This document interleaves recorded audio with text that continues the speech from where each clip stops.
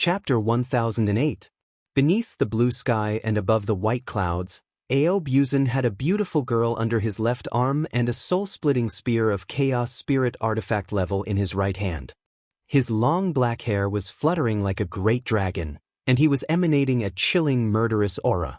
If it were anyone else, this would be a majestic scene of a king ruling over the world, but it was completely different when it came to Aobuzin. With a lascivious smile on his face, Aobuzin wiggled his lower abdomen 3 inches into the sky and laughed wildly. Lao Tzu gave you a spear, so who else is going to fight Lao Tzu for a woman? Hee, spear after spear after spear, who dares to come and try my treasure? In the sky, the Tao-fusing experts withdrew their divine senses. They were all afraid that they would be unable to restrain their anger and kill Aobuzin with a slap, which would violate the oath they had sworn. However, several of them had their eyes on Aobuzin. After the godly conferment plan led by Tao League and Buddhist League was over, many of them were ready to settle scores with Aobuzin, including a few female saints among the 18 saints. They would not be able to vent their anger if they did not kill this scum.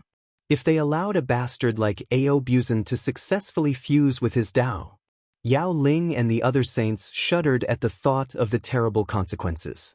The primordial ancestral dragon was so famous among the chaos fiend gods that everyone would flee upon hearing his name. They wished they could hack him into pieces.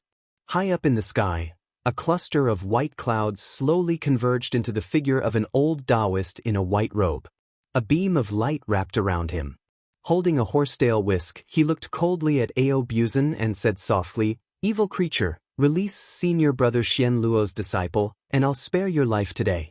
Otherwise, you'll die here today." Laughing strangely, Aobuzin gave the Taoist a sidelong glance, then suddenly stuck out his tongue and licked Jade Dragon Fairy's fair and delicate face. The Jade Dragon Fairy shrieked in fright, while Aobuzin burst into laughter. Where did this Taoist come from? Eat my spear! With a flash, Aobuzin appeared behind the Taoist, his soul-splitting spear silently tearing through the void and stabbing toward the Taoist's back. As if he had sensed it, the Taoist casually swept his horsetail whisk backward.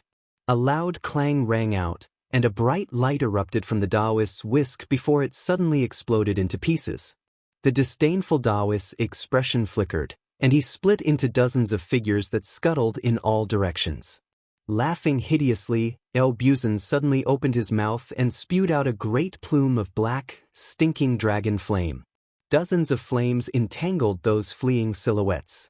Miserable howls rose into the sky, and the other silhouettes turned into light and shadows one after another.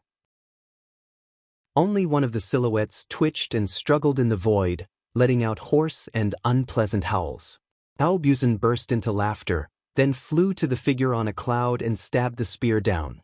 The figure suddenly split open, and a thumb-sized piece of yellow wood was shattered by the soul-splitting spear, turning into specks of yellow light that drifted down to the ground. Aobuzin was taken aback, and then he cried out, "A stand-in puppet? Ugh, that horsetail whisk just now was just an ordinary heaven immortal artifact?" Realizing that he had been tricked from the beginning, Aobuzin quickly turned around, but it was too late. A fist-sized meteor hammer, shaped like an 8-petaled lotus bud and surrounded by wisps of purple lightning, came whistling down from the sky and smashed into Aobuzin's back. Aobuzin's robe, which he had refined with 99 layers of dragon skin, was ripped to shreds, and the skin and flesh on his back were ripped to shreds. A loud rumbling noise rang out from his spine, as if the hammer had nearly broken his bones. A powerful electric current blasted into Aobuzin's body, causing his muscles to tremble violently, and the high-frequency vibration almost disintegrated them. A cloud fell from the sky, enveloped the Jade Dragon Fairy, and lifted her up into the air. A Taoist in a white robe appeared, and the meteor hammer with a thin chain that looked like it was condensed from starlight was hanging from his wrist. "Evil dragon, return senior brother Xian Luo's treasure, the dark nether crystal bottle, at once, or I'll destroy your soul today," the Taoist said coldly. Aobuzin twisted his body and took a deep breath, and the ferocious wound on his back healed in an instant. In his previous life, he was Arko Zulong, famous for his strong physique and monstrous life force. In this life, he had borrowed the opportunity when Wu Qi formed his chaos incarnation to reform his Dharma body, and after Wu Qi found the wisdom from his previous life, he inherited the heaven-refining grand magic from Wu Qi. The heaven-refining grand magic was the body-tempering divine ability that old man Yuan Ling used to awe all chaos celestial gods. Although Ao Buzan did not have the heaven-refining cauldron to assist him in his cultivation, with his talent and comprehension, as well as the time acceleration in Dark Een Celestial Tower, he had cultivated this technique for hundreds of thousands of years. Although his current cultivation base was not as strong as in his previous life, his fleshly body was definitely stronger than in his previous life. Narrowing his eyes, Ao Buzan gave the meteor hammer a glance and said, "A chaos soul artifact? You made Lao Tzu feel a lot of pain. Too bad that you missed. If you had hit Lao Tzu's head, perhaps you could have killed Lao Tzu with one strike. Why did you hit his back?" The Taoist was struck dumb. The meteor hammer in his hand was called the Green Nightmare Thunder Hammer, and it was a chaos spirit artifact transformed from the innate wood primordial thunder. It was one of the 5 elements thunder hammers, and it was extremely powerful. But Ao Buzan was a freak, and his fleshly body was too strong. So, when he was hit by the green damp thunder hammer, he only lost a little bit of his energy. Laughing strangely, Ao Buzan did not wait for the Taoist to answer his question. Instead, he suddenly let out a long roar, and his body abruptly transformed into a strange, pitch-black dragon with 9 claws under its abdomen. In the blink of an eye, he came next to the Taoist, reached out his claw and grabbed at the Taoist's head. Before the Taoist could unleash the green damp thunder hammer, his head was ripped open by Ao Buzan. The Taoist only had the cultivation base of peak stage primordial immortal, which was much weaker than Ao Buzan. Moreover, Ao Buzan had returned to his true form as Arko Zhu Long, who could fly as fast as lightning and had a strong fleshly body. Close combat was Arko Zhu Long's strongest suit. "Uncle Master Qin Ku!" Jade Dragon Fairy cried out in horror. Laughing evilly, Ao Buzan grabbed Taoist Qin Ku's body and shoved it into his mouth. Taoist Qin Ku's bones were crunched noisily by Ao Buzan.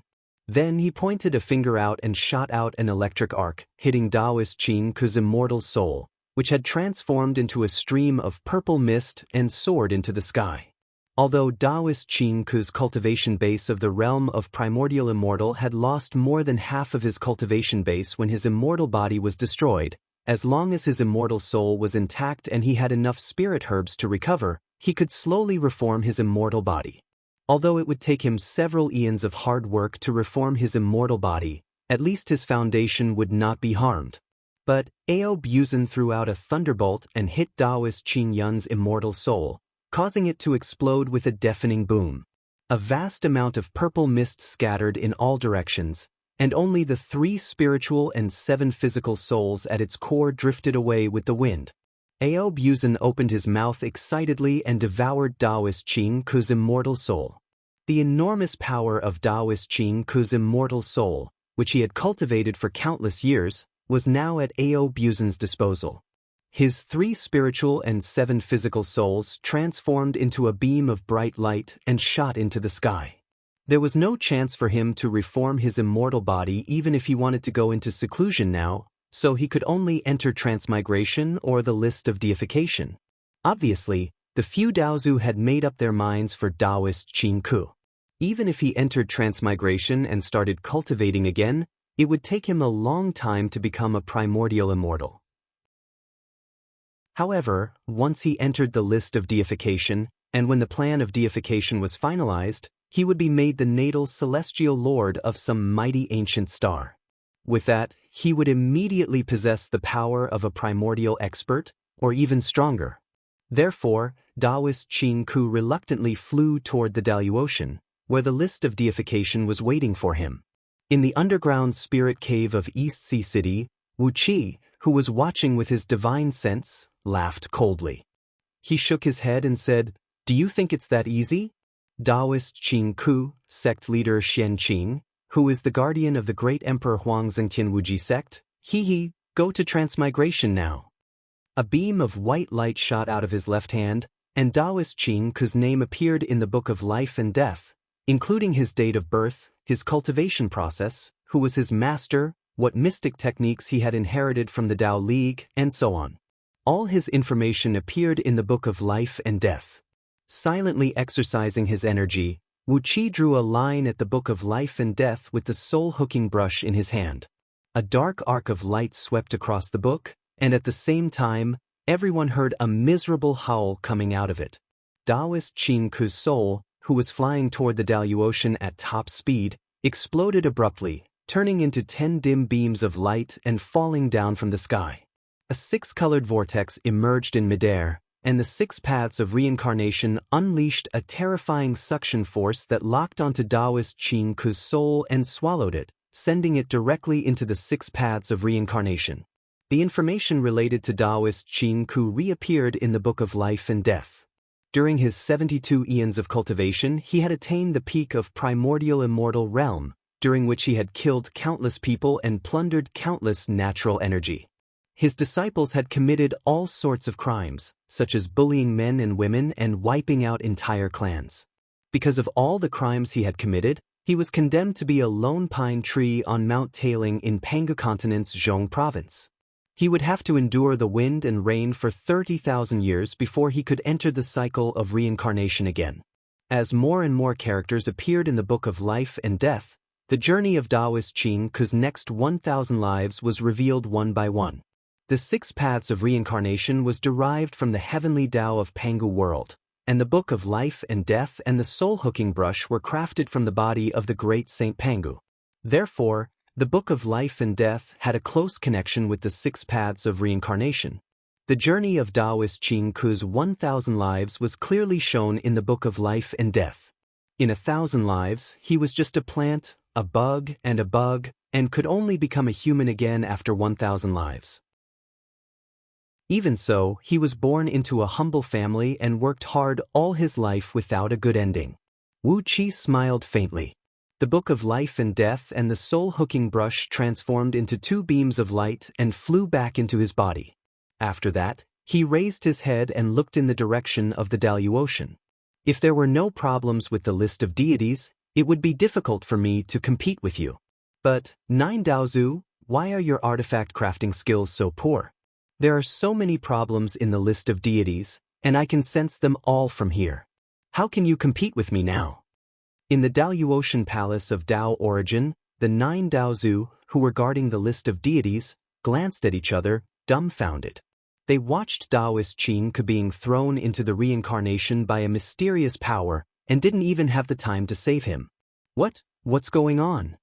9 strong spirit powers drilled into the chaotic world, trying to find out who had thrown Taoist Qin Ku into the reincarnation.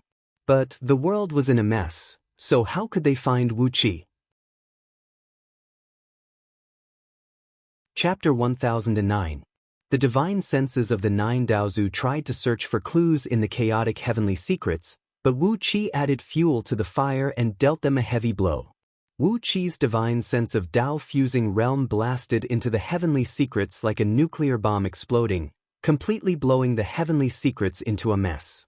The Tao-fusing realm mighty figures used all kinds of mystic arts to muddle the heavenly secrets, and by following some kind of pattern, they could still obtain some information from the heavenly secrets by following the pattern themselves.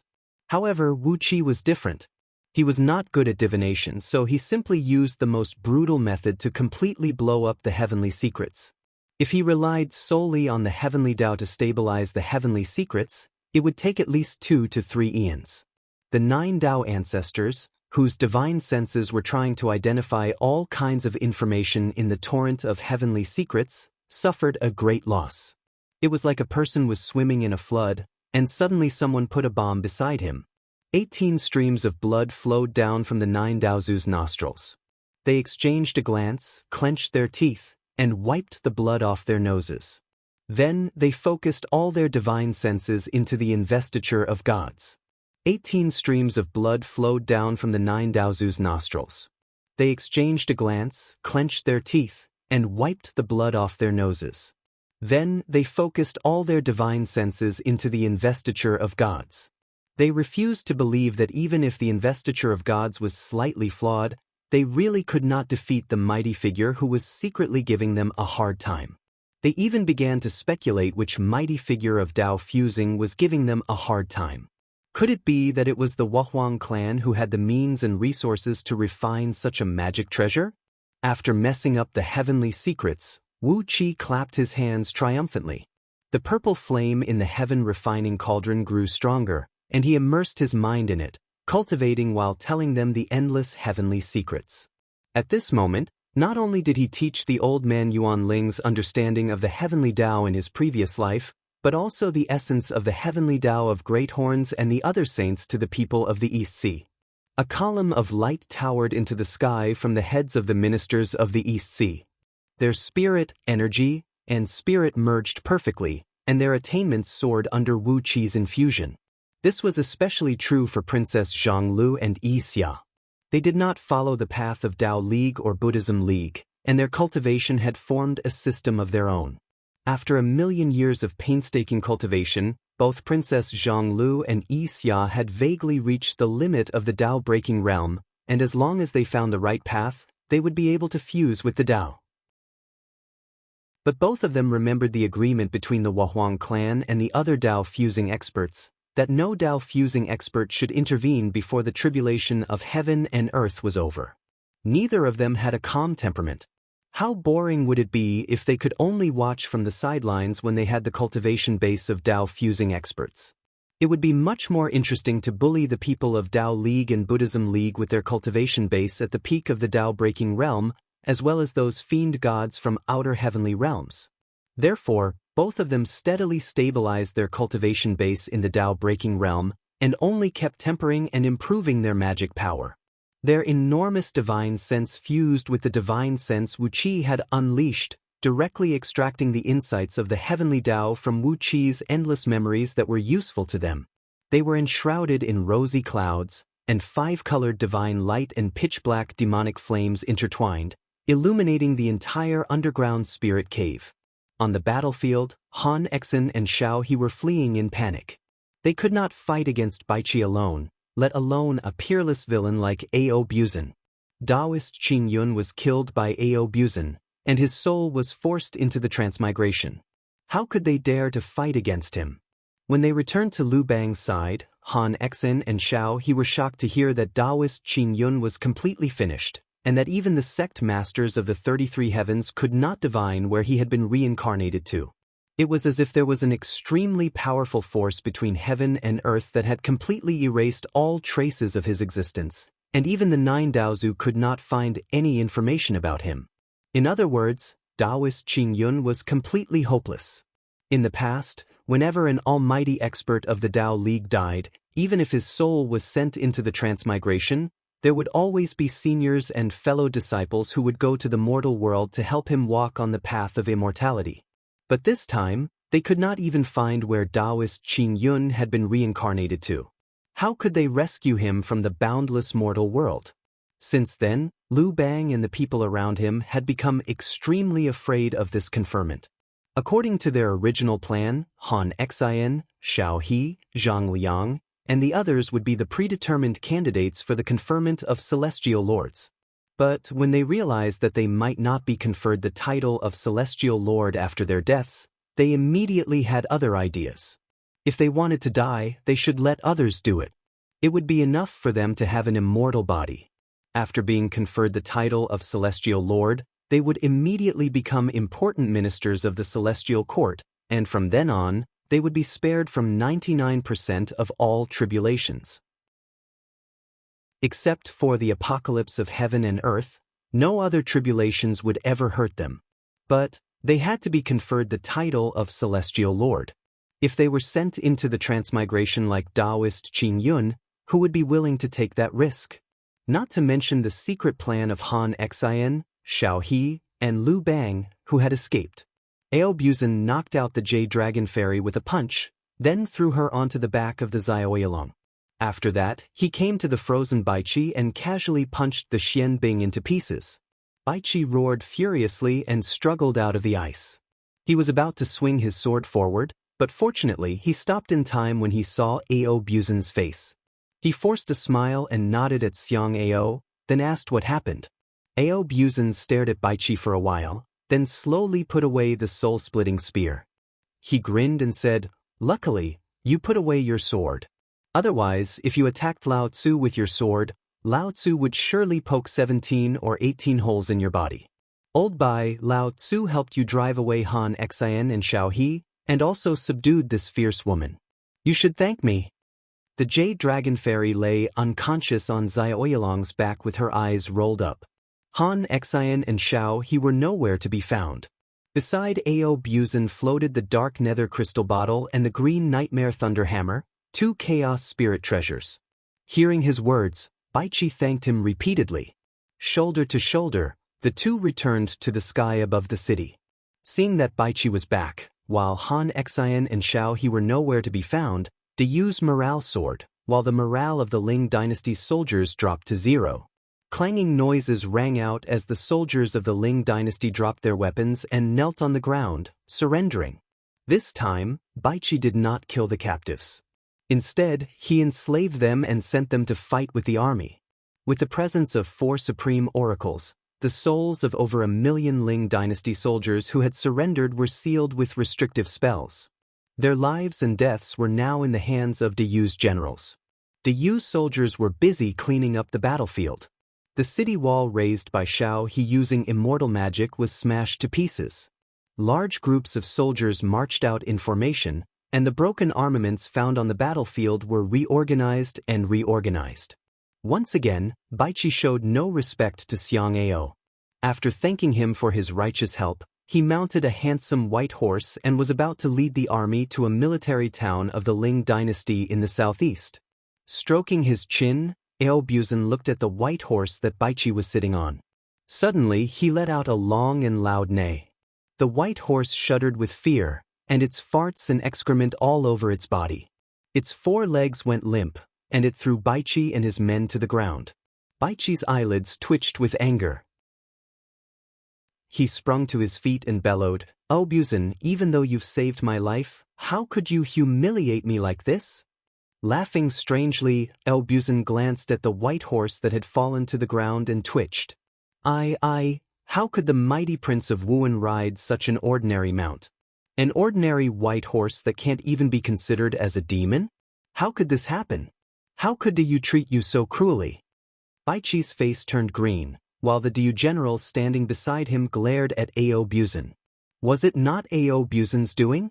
It was one thing for him to unify the dragons and summon all the dragons in the world to the East Sea. That was his freedom. After all, he was Arko Zulong, was he not? But when he took the dragons away, he also abducted all the rare and powerful mounts of the various powers. Not to mention divine beasts and immortal beasts, even some demon beasts with a little bit of power had followed Ao Buzan to the East Sea. In the East Sea, these divine beasts, immortal beasts, and demon beasts could live freely. After all, among Wu Qi's disciples were 2 Xiaobai, Yuan Qing, and a few other demons. They had formed their own lineage in the East Sea and were on an equal footing with the human race, which was much better than working as slaves in other places. Now, except for Emperor Haozuan and the few sacred emperors, who could gather a few immortal beasts as mounts, De Yu's generals, including Baichi, could only ride on ordinary white horses. Staring coldly at Ao Buzan, Baichi gritted his teeth and said, "Don't you know why?" Ao Buzan nodded thoughtfully. He summoned the little dragon hovering in midair, patted Zai Oolong on the buttocks, and said with a smile, "What do you think of this little fellow, King of Wuhan? The cultivation base of a true dragon is equal to that of a gold immortal, and it has the divine ability to travel through the void. I think it is a good candidate for a combat partner, don't you think? Not a mount, but a combat partner." Baichi looked thoughtfully at Ao Buzan and asked, "What price do you want?" Ao Buzan laughed triumphantly.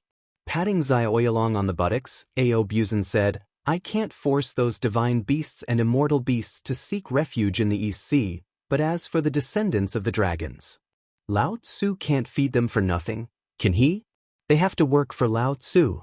A combat partner of the true dragon level costs 100 supreme grade immortal stones a day, and a combat partner of the heavenly dragon level costs 100 superior grade immortal stones a day. If you insist on having a combat partner of the divine dragon level, the immortal stones are not enough. Baichi stared blankly at Ao Buzin. This shameless, filthy scum has united the dragons and abducted the powerful mounts of all the powers. Is this what he came up with? Monopolizing the resources and then selling them to make money. But how useful could a powerful mount be on the battlefield? Baichi did not even bother to bargain with Ao Buzin. After all, the treasury of Du was backing him up, and Baichi did not need to pay for it himself. And to be honest, Baichi had no concept of money. When had he ever been short of money? Immediately, Baichi and Ao Buzin signed the first Dragon's Employment Agreement in Pangu World. Baichi hired 300 divine dragons as strong as primordial immortals, 100,000 true dragons as strong as gold immortals, and 1 million heavenly dragons as strong as heaven immortals to join his army. The agreement would be valid for 100 years. This agreement immediately made Li Si, Su Qin, Zhang Yi, and the others, who were responsible for coordinating the expenditure of Du's army, vomit blood. After that, they gritted their teeth, pulled out their swords, and chased Baichi for tens of thousands of miles. Because of this agreement, Ao Buzin became the richest man in the East Sea under Wu Qi's command. Every day, countless of his descendants worked hard for the sake of Ao Buzin's wallet. The Celestial Court and the Buddhist League reacted immediately. They secretly sent envoys to contact Ao Buzin. The second and third employment agreements of the dragons were immediately produced. Chapter 10:10. In the southwest border of Du, above a magnificent military town, a golden dragon was carrying a general of the Shizo dynasty on his back, and another golden dragon was carrying a general of Du, facing each other in midair. Both golden dragons had the cultivation base of peak-level true dragons, while the general of the Shizo dynasty was cultivating the indestructible body technique of the Buddhist League. His cultivation base had reached the realm of Bodhisattva, and he was strong enough to fight against a peak-level gold immortal. The general of Du, on the other hand, was slightly weaker.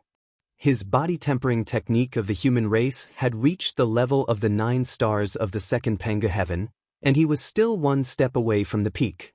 The second golden dragon swayed his head and wagged his tail as he leaped forward. His huge body covered the body of the general of Shizo dynasty, so that the tens of thousands of soldiers behind him could not see what was happening here. Many years later, some Shizo dynasty soldiers would still argue about what happened here on this day. The general of Ling dynasty was stunned. He looked blankly back in the direction of the city of Wanling, wondering what was written in the agreement to hire the dragons to fight. However, the elder dragons remained in a daze in midair for a long time. After a long while, he suddenly yawned and pretended to throw down the torpedo. Just as the general of Ling dynasty was waiting to enjoy the beautiful scene of the city being breached, a dragon roar suddenly came from a distance. Thousands of giant dragons came riding clouds and plunged into the city of Du below. While the two brothers were chattering, the general of the Jin dynasty could no longer hold back his anger.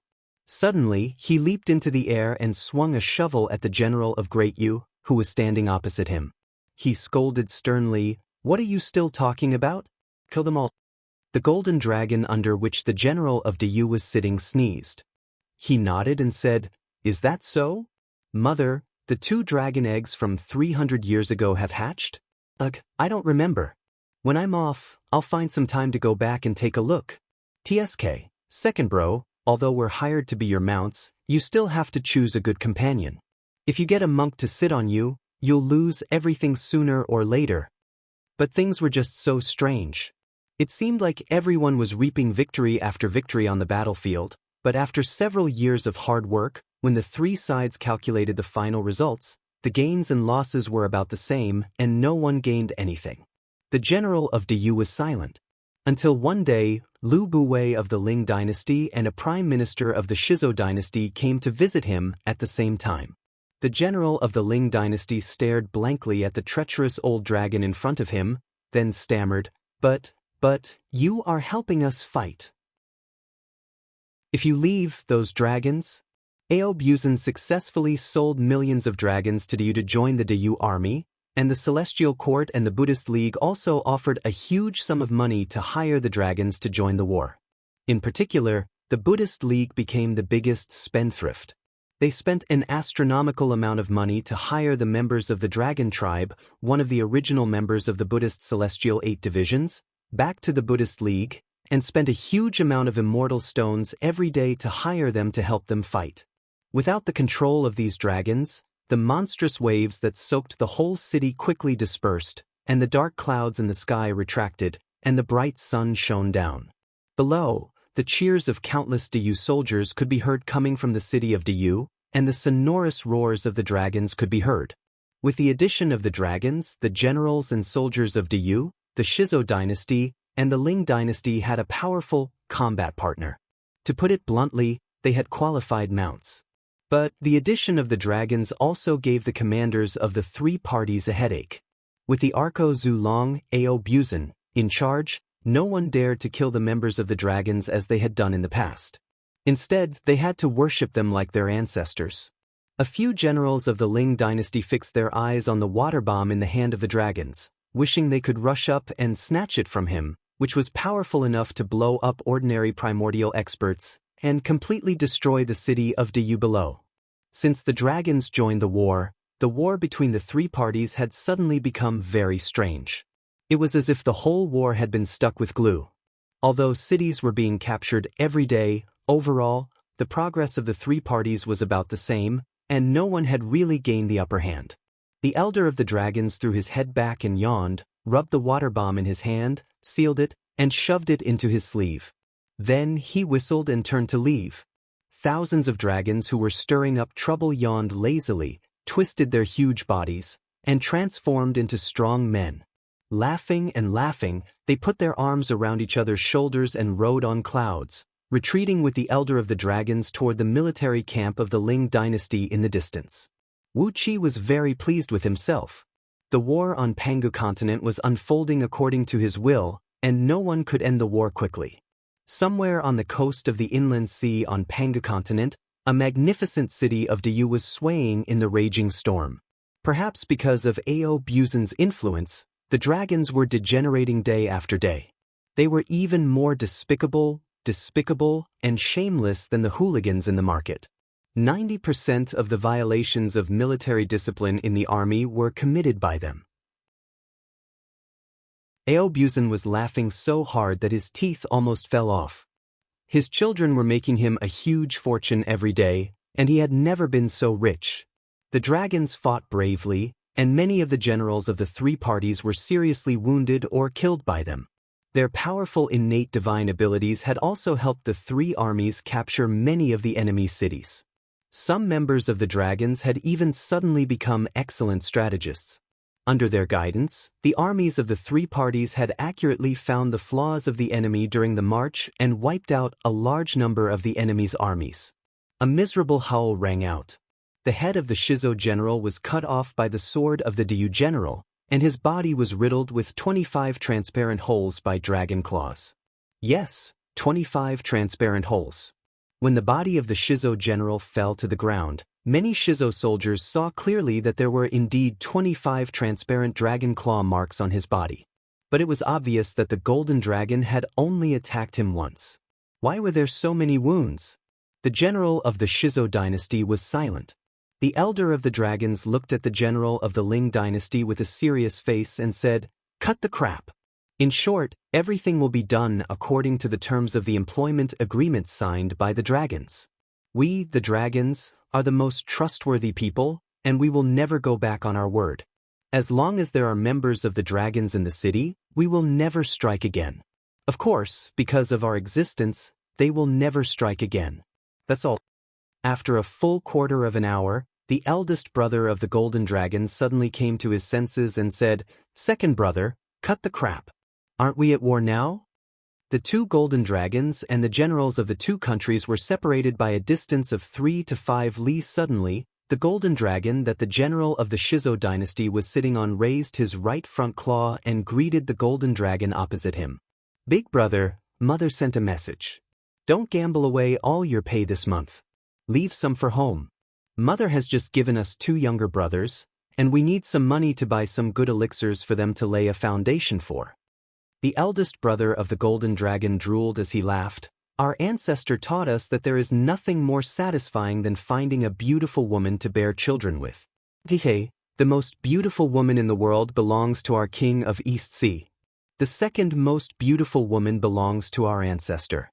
As for the other beauties, they will be taken by the good men of the dragons. TSK, second brother, I hooked up with one in the city the day before yesterday." The second brother of the golden dragon was stunned for a long while. He waved his tail and turned to look at the general of the Shizo dynasty, who was standing on his back with a stiff face and a green face.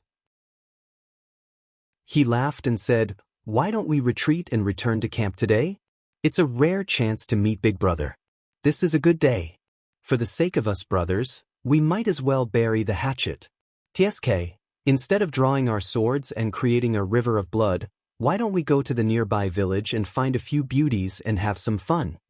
Thousands of giant dragons hovered in the air, stirring up more than half of the inner sea, turning it into a powerful waterfall that fell from the sky and fiercely washed over the city's defenses. The huge city was almost soaked in water. The soldiers in the city stared blankly at the dark sky where countless giant dragons could be vaguely seen. They had the illusion that they were suffocating. The elder of the dragons widened his eyes. He pointed his wooden staff at the city of Diyu and shouted, "How can we do that? The contract signed between the Ling dynasty and us dragons of the East Sea clearly states that we, the dragons, will never kill each other. Well, the other side also has dragons as reinforcements, so we can't do anything. In any case, we've already destroyed more than half of their defenses. Can't you deal with the remaining half?" A jet of dragon flame shot out and burned the corpse of the Shizo dynasty general to ashes. A black and white light flashed in the void, and the soul of the Shizo dynasty general was forcibly sent into the cycle of reincarnation. So, no one knew what had happened. Across the entire Panga continent, only Wu Qi and Ao Buzan were laughing. In short, as soon as the second golden dragon moved, the eldest golden dragon and the general of Diyu moved at the same time.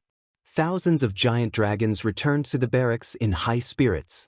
Immediately, they slapped the tables and smashed the tents, demanding the army cooks of the Ling dynasty to serve them good wine and meat as soon as possible. If they were a little slow, they would immediately throw a punch at the Ling dynasty soldiers, causing them to scream and have all their teeth knocked out.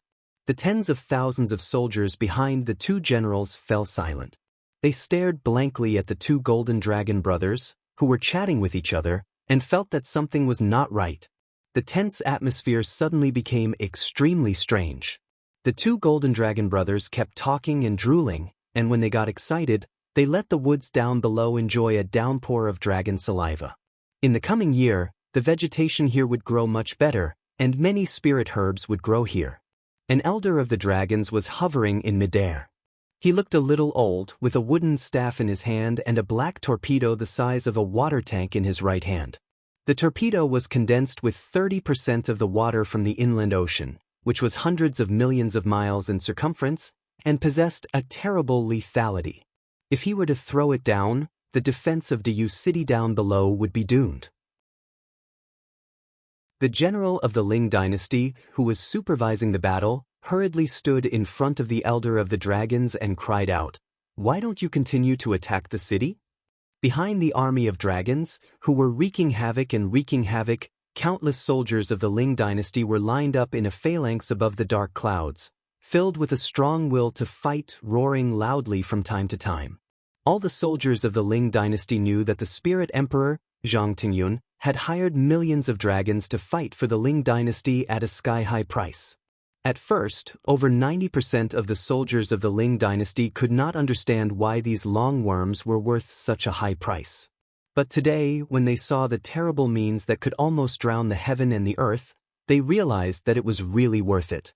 The battle was stuck in a strange stalemate, and no one could change the course of the battle.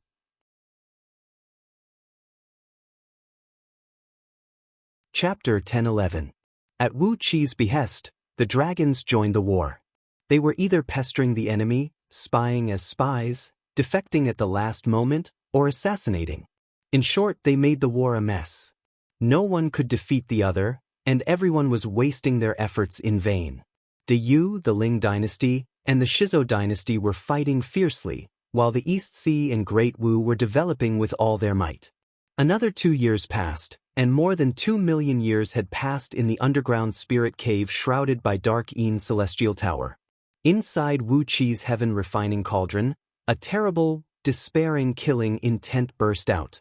The newborn Shenyuan sword slowly flew out of the cauldron along with a thin beam of cold light. Thousands of treasures of the humankind had been rotating around the sword like a nebula, showing the supreme status of the humankind as the greatest treasure of the humankind. The newborn Shenyuan sword was dim and lusterless, with only a very thin gleam flashing on its edge from time to time. The gleam was so sharp that except for Wu Qi, who was the one who crafted it, no one, including Xia, whose cultivation base had recovered to its peak, could look at it directly. Some of the immortals under Wu Qi's tutelage even accidentally glanced at it, and their eyes were injured by the sword intent, almost blinded by it. With a flick of his sleeve, Wu Qi put all the artifacts of virtue into his left sleeve, then placed the heaven refining cauldron in the spirit cave. With the help of the endless natural energy, he turned it into a raging flame to nourish the other tens of thousands of strangely shaped magical artifacts in the cauldron. 2 years ago in the outside world, he had already refined these merit weapons. However, he deliberately slowed down and spent a lot of time refining these 10,000 magic treasures. Now, Wu Qi had no shortage of materials. After coming into contact with thousands of artifacts of virtue day and night in the heaven refining cauldron, the artifacts had more or less been contaminated with some of their mysterious power. As a result, the newborn magical artifacts now had the vicissitudes of time, making them look even more powerful. But they were, after all, newly crafted and still lacked some foundation, which made Wu Qi a little dissatisfied. At best, they could be regarded as top-notch primordial artifacts, and they were still a step away from being innate spirit artifacts, let alone supreme treasures of primal and chaotic spirit treasures. Among the almighty experts of the Tao League, just the 2 junior sect masters of Grand Emperor Huang Zhenqin had 2 chaotic spirit treasures, the Dark Nether Crystal Bottle and the Dark Thunder Hammer. So, Wu Qi was not in the mood to distribute these newly crafted artifacts to his disciples and subjects of the East Sea. After giving a few words of advice to Princess Zhonglu and Xia, Wu Qi clasped his hands behind his back and walked step by step into the sky. With each step, he traveled 1 trillion miles, and in the blink of an eye, he had arrived outside the Empress Hua Palace in the human realm upon heaven. Looking at the Empress Hua Palace in the boundless purple mist, Wu Qi's eyes shone brightly. The resources of the Tao League and the Buddhist League were too profound. Since the beginning of time, almost all the treasures once owned by those fallen chaos fiend gods in Pangu world had fallen into their hands. Therefore, if he wanted to fight against the countless treasures of the Tao League and the Buddhist League, he could only use the artifacts of virtue. The artifacts of virtue of the human race responded to the heavenly Tao, the geography, and the human heart. They were the ultimate treasures of heaven, earth, and man. As long as there was an enormous amount of virtue to purify the artifacts just crafted by Wu Qi and let them absorb enough power of virtue, they would be smoothly transformed into artifacts of virtue. Even when fighting against chaos spirit treasures, the artifacts of virtue would not fall into a disadvantage. The only thing he had to worry about was the supreme treasures of primordial. But how many supreme treasures of primordial did the Tao League and the Buddhist League have? Without the help of Tao fusing experts, if the disciples of the Tao League and the Buddhist League used the supreme treasures of primordial, wouldn't they be sending themselves to Wu Qi's death?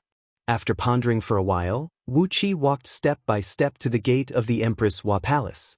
Layers of auspicious mist and dazzling light filled the air, and a fragrant breeze blew over.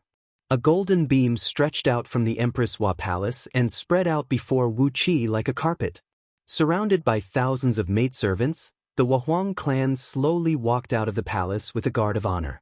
From a long distance, the Huang clan smiled and said, "Yuan Ling, my old friend, you came 2 years later than I expected." Wu Qi blushed a little.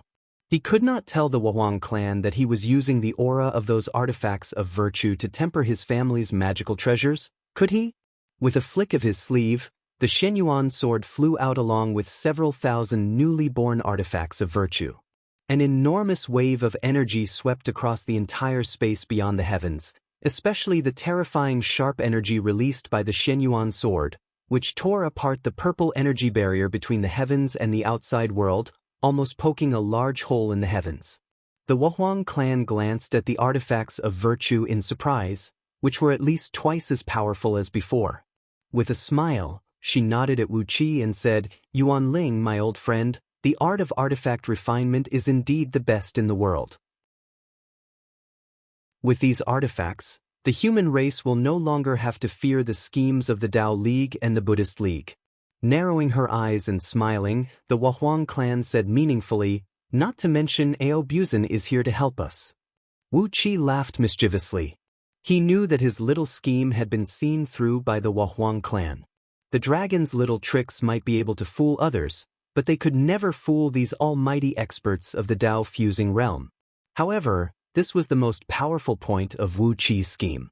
Even if the 7 Buddhist patriarchs and the 9 Tao patriarchs knew that the dragons were playing tricks behind their backs, they could not afford to not hire the dragons. If they did not hire the dragons, all the dragons would rush to help Yu fight the war, and the Ling dynasty and the Shizo dynasty would lose even more miserably. Forcing them to spend a huge amount of money to hire the unreliable dragons to help them fight the war, Wu Qi and Aobuzan's scheme was extremely powerful, and at the same time, extremely disgusting. If the Wahuang clan did not take this matter seriously, the 7 Buddhist patriarchs and the 9 Tao patriarchs would probably be vomiting blood in anger by now. The two of them looked at each other and smiled. The Wahuang clan gladly put away the thousands of weapons of merit that had greatly improved their power, and smilingly invited Wu Qi into the palace to serve them tea. In a beautiful place in Emperor Nvoi's palace, a small pavilion stood on top of a high peak. The water was bright and beautiful, and the mountains were elegant. A few young palace maids were carefully cooking the supreme-grade spiritual tea that the Wahuang clan had extorted from Wu Qi. The aroma of the tea drifted thousands of miles away. Wu Qi sat in front of the Wahuang clan with his legs crossed.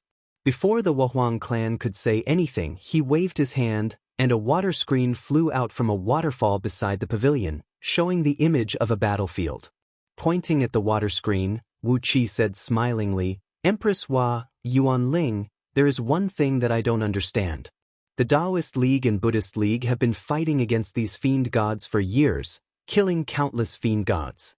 Why didn't they get any natural virtues?" In the water screen was a grass-green planet, floating in the void. 70% of this vast planet was a boundless grassland. At the moment, thousands of immortals in Taoist robes were fighting a bloody battle with tens of thousands of foreign fiend celestials. The cultivation base of the immortals in Taoist robes was clearly superior to the foreign fiend celestials. Sword beams rained down, killing the wounded foreign fiend celestials in a frenzy. After signing an agreement with the Wahuang clan that Tao-fusing experts were not allowed to join the battle, Taoist League and Buddhist League immediately organized their elite forces to launch a counterattack against the fiend gods. They wiped out those fiend gods one by one, and at the same time, rescued the disciples of Taoist League and Buddhist League who were trapped in their mountains. After 2 to 3 years, these immortals who launched a counterattack against the fiend gods had achieved a glorious result. But, as Wu Qi said, these immortals did not get any natural virtues after killing those fiend gods. It was the same for the images displayed on the screen of light. A gold immortal had unleashed a golden bright brick to smash a 4-headed, 8-armed fiend deity. And yet, there was no reaction from the void at all. Not a single bit of merit fell. The Wahuang clan laughed. She looked at Wu Qi and nodded, saying, "My old friend Yuan Ling, do you need a huge amount of natural virtues to refine a treasure?" Wu Qi narrowed his eyes and said, "Sure enough, I can't hide it from Empress Hua. But I can't help it. My foundation is weak, and many of my disciples are still using magic and spirit artifacts. Yuan Ling has some Tao reasoning disciples, but they are still using heaven immortal artifacts. If they go out and fight with the Buddhist League and Taoist League, They will lose all their face, not to mention the result. The Wahwang clan shook her head and smiled. She pointed a finger out, and a plume of purple mist sprayed out from the top of her head. The myriad spirit cauldron was faintly visible in the mist, releasing a mysterious and immeasurable aura. Wu Qi vaguely sensed that this aura was related to the entire Pangu world, and even affected the trend of the great Tao of Pangu world to some extent. This was the first time the cauldron released such an aura in front of anyone. Wu Qi exclaimed in shock. This cauldron is not only the source of souls of all living beings in Pangu world, is it? The Wahwang clan sighed slightly, then nodded and said, "My old friend, Yuan Ling is right. This cauldron not only contains over 90% of the great Saint Pangu's life force and spirit power, it also contains over 90% of his consciousness, Yuan Ling. He created Pangu world with his own body, and this cauldron is the original spirit treasure of Pangu world. With this cauldron, Goddess Nuwa was able to affect the trend of the great Tao of Pangu world." Wu Qi stared at the Wahwang clan in a daze. Wahwang clan reached the level of Tao fusing with natural rewards power, and was the weakest among all Tao fusing beings, but she was actually the controller of the great Tao of Pangu world. Perhaps her influence on the great Tao of Pangu world was very weak, but over time, no matter how weak her influence was, it would gather into a powerful torrent and crush the powers of Tao League and Buddhism, just like the invasion of the fiend gods from outer space. Twisting his mouth corners, Wu Qi sneered, "Those old bastards, they are really innocent. Don't they know what the cauldron is?" Wahwang clan raised her eyebrows and said with a sly smile, "Goddess Nuwa is just a weak woman, and the offensive power of this cauldron is only equal to that of an ordinary innate spirit artifact. Apart from that, it can only absorb the primordial energy and transform it into the power of the souls of living beings.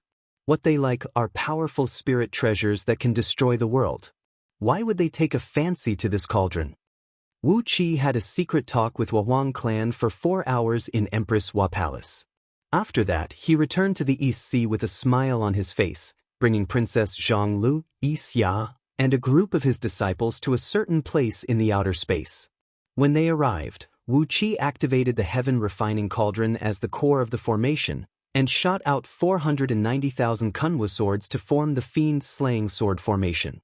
Then, with a deafening rumble, the magnificent power of time and space of the mirror of Kunlun broke open a portal hundreds of thousands of miles in diameter in the void, from which came countless grotesque fiend gods, squeaking and squeaking.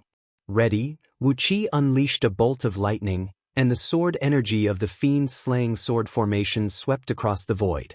These fiend gods, whose cultivation bases were no higher than peak-level gold immortals, howled miserably as they were torn to pieces. Every time a fiend god was killed, a purple cloud would descend from the void, and a great amount of virtues would be absorbed by the heaven-refining cauldron. Whether or not the virtues would descend after killing a fiend god was all under the control of the Wahwang clan. He had also killed a fiend god, but he had gained immeasurable merits, while the Buddhist League and Tao League had gained nothing. Chapter 10-12. While Wu Qi was tempering his magical treasures with the help of the boundless virtues, Ao Buzan was entertaining guests in his Zhu Long Palace. The vast East Sea was now filled with the figures of giant dragons twisting and turning. As for the other fish, shrimps, crabs, and other monsters, except for some who were left behind as rations for the dragon clan, had all migrated to other waters. As for the exact number of dragons gathered in the East Sea, even the great elders of the dragons, who had the highest status among the dragons, had no idea. In any case, not to mention the dragons who came from other powers to join them, just the Dragon Clan, one of the 8 divisions of the Buddhist Celestial 8 divisions, had a population of 1 billion, and the number of their offspring was even more astonishing. The East Sea, which was occupied by the members of the Dragon Clan, was filled with a monstrous dragon chi. The vast East Sea was covered with water clouds of all colors, and from time to time, there would be violent storms, hailstorms, and hurricanes. On a small island in the middle of the East Sea, an unprecedentedly magnificent palace occupied the entire island, which measured about 100 miles in both width and length. This was the Zulong Palace. The huge palace was wrapped in a colorful glow, illuminating the entire East Sea. This part of the palace on the island was only a small part of the Zulong Palace. In the depths of the sea next to the island, a large number of palaces were still being built. It was estimated that the completed Zulong Palace would cover an area of 10,000 miles in circumference. Just the part of the palace that was exposed to the public was already extraordinarily magnificent. Every brick and tile on the palace gave off the air of a nouveau riche, and every brick and tile seemed to be roaring madly at the people, "I am a rich man, and you are all poor, poor, poor." Not even a blade of grass could be seen in the huge palace. All the flowers, plants, and trees were carved with supreme-grade immortal stones and other precious crystals of various colors. Precious crystals such as jade essence, chalcedony, dark heavenly flame crystal, green water crystal, and green wood crystal, which were worth tens of thousands of yuan, were carved into all kinds of exotic flowers and grasses, decorating the gardens. As for the base of the palace, it was a whole piece of Vajra fritillary, which had been refined by a Zen technique of the Buddhist League for dozens of eons. It was crafted by several ancient Buddhas of the Buddhist League with all their efforts. Originally, it was intended to add an extraordinary treasure to the Buddhist League, the Vairocana wheel of fiend slaying, and this wheel-shaped Vajra fritillary was the base of that wheel. However, in order to hire the 8 tribes of the East Sea to return to the Shizo dynasty, Buzan, Vajra of this valuable Vajra fritillary, had extorted him with it and used it to build his palace. The rare materials that several ancient Buddhas with the strength equivalent to the realm of Tao breaking had spent dozens of eons to refine and purify were used as floor tiles. Anyone who saw the ancestral dragon palace with their own eyes would only be angry at Ao Buzan's extravagance. But now he had the wealth to waste, and no one could blame him for his mistake. Every day, the Buddhist League alone had to pay Ao Buzan billions of supreme-grade immortal stones and countless other precious treasures for the members of the dragons they hired. So, what did it matter to Ao Buzan to waste some materials to build his palace? On the small island, in the group of palaces on the west side of the Zulong Palace, there was a pearl luminescence pavilion that caught everyone's attention. It was built with transparent luminous pearls, ranging from the size of a human head to the size of a fist. The pavilion was exquisitely designed, and was built with tens of millions of precious luminous pearls. The interior of the pavilion was as bright as day, and its walls, floor, and ceiling were emitting a dazzling light. No one or anything would be able to cast a shadow in this place, and it also had the miraculous effect of breaking all kinds of escape arts and invisibility spells. Lu Buwei was sitting in the pearl luminescence pavilion, his eyelids drooping as he waited for Ao Buzan to show up. 1 day, 2 days, 3 days. Lu Buwei had waited for 7 days and 7 nights. Finally, Ao Buzan, yawning and his clothes disheveled, leaped lazily out of a rolling dark water, then sat down next to Lu Buwei. Before Lu Buwei could say anything, Ao Buzan had already slapped heavily on Lu Buwei's shoulder and said, "Old Lu, I have an impression of you. You are a shrewd man, but I have 3 rules for you." Raising one finger, Ao Buzan said with a stern voice, "If you dare to ask Lao Tzu to lower the price, Lao Tzu will eat you." Raising the second finger, Ao Buzan grinned coldly and said, "If you dare to say that Lao Tzu's children are not good at fighting, Lao Tzu will eat you." Raising the third finger, old Buzan yawned and sprayed a foul dragon breath at Lu Buwei, then said lazily, "In short, if you want to earn any benefits from Lao Tzu, don't say it, because Lao Tzu will wash you and eat you slowly. Everyone says that you are very clever, but Lao Tzu has overused his brain recently, so he needs to eat the brains of a clever man to nourish his brain." Currently, Lu Buwei only had the cultivation base of a lower-tier gold immortal, and Ao Buzan's claw had nearly smashed him to pieces. He gave a wry smile and said carefully, "You are right, Zulong. I have a great benefit to tell Zulong on this trip." With a wry smile on his face, Lu Buwei's heart was filled with bitterness. This Ao Buzan is completely unreasonable. Originally, the higher-ups of the Ling dynasty had heard about the various strange things the dragons did in their battles. Therefore, they had sent Lu Buwei to reason with Ao Buzan.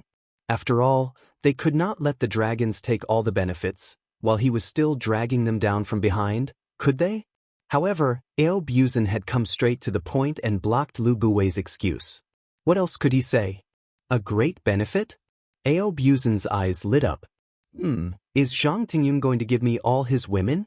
Tizke, although Lao Tzu would rather have a peach than a basket of rotten apricots, all of Zhang Tingyun's women are more or less empresses or imperial concubines, and Lao Tzu is quite interested in playing with them.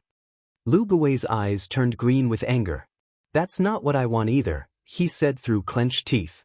Afraid that Ao Buzan would say something disrespectful, Lu Buwei said in a low voice, "May I ask where the king of East Sea is?" Ao Buzan looked at Lu Buwei suspiciously. I can't tell you this. My master's actions are the biggest secret of the East Sea.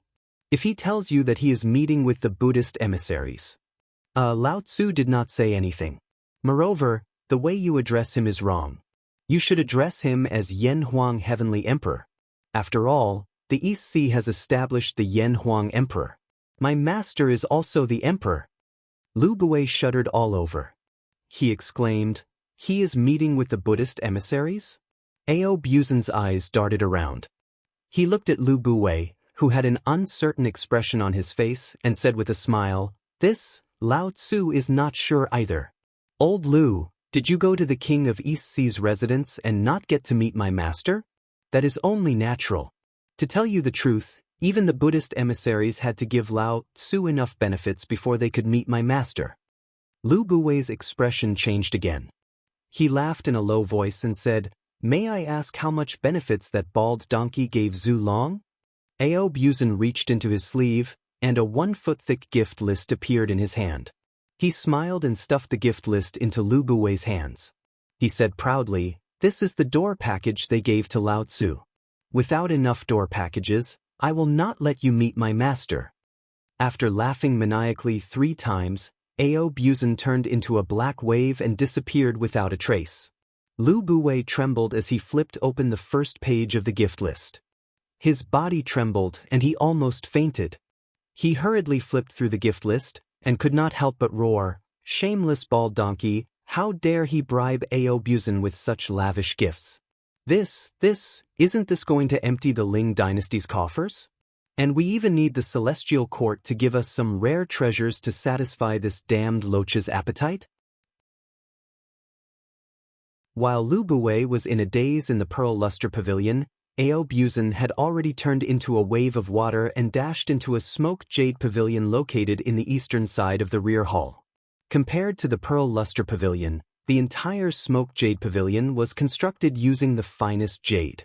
The jade aura rose into the air, and when the sunlight shone down, it emitted a colorful glow. If one were to stay here for a long time, it would have the effect of prolonging one's life and whitening one's skin.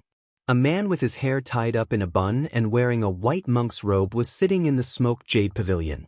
When he saw Ao Buzan, he hurriedly rose to his feet, put his palms together and said, Senior Torch Dragon, I have finally met you. Ao Buzan swaggered into the main seat and said coolly, Little bald donkey. No, Prime Minister, what brings you here from afar? These few days, Lao Tzu has been busy having children with his wives and concubines, so he did not have the time to meet with Prime Minister. Sorry to have kept you waiting. The man in the monk's robe was stunned for a while. Luckily, he was the Prime Minister of the Shizo dynasty. What strange things had he not dealt with before? With a smile on his face, he nodded disrespectfully to Xiang Ao and said, Bearing children and reproducing is an important matter of human relations. This little monk's matter is not urgent, not urgent. Ao Buzan nodded his head in satisfaction. He looked at the man in the monk's robe and laughed coldly. If you have something to say, just say it. Do you wish to meet Lao Tzu's master? The previous king of East Sea and the current emperor of Yanhuang? The man in the monk's robe laughed. Senior Zhu Long is indeed wise. Nothing can be hidden from you. After a moment of silence, the man in the monk's robe nodded and said with a smile, Senior, to be honest, the Buddhist sect intends to recruit Yanhuang. As long as Yanhuang is willing to join the Shizo dynasty, Yanhuang can name any conditions. Aob rolled his eyes. He laughed and said, "This matter is of great importance. Lao Tzu cannot make the decision. You have to meet Lao Tzu's master and talk to him face to face. However, I might as well tell you that without Lao Tzu's help, you will not be able to meet him. Otherwise, if you are an assassin, won't you be in danger?" Aob reached into his sleeve and fumbled for a while. A 1-foot gift list, exactly the same as the one given to Lu Buwei, flew out. Aob threw the gift list into the arms of the man in the monk's robe and said with a laugh, "This is a bribe given to Lao Tzu by Lu Buwei of the Ling dynasty. Lao Tzu has promised to arrange for him to meet our master in a few days." He, can you meet my master? This question, ha. Aob laughed and turned into a black wave that burrowed into the ground. The man in the monk's robe opened the gift list curiously and glanced at it. His body suddenly twitched and he burst out cursing. "Damn it, the Ling dynasty has also set their eyes on the unified dragons. What should we do?"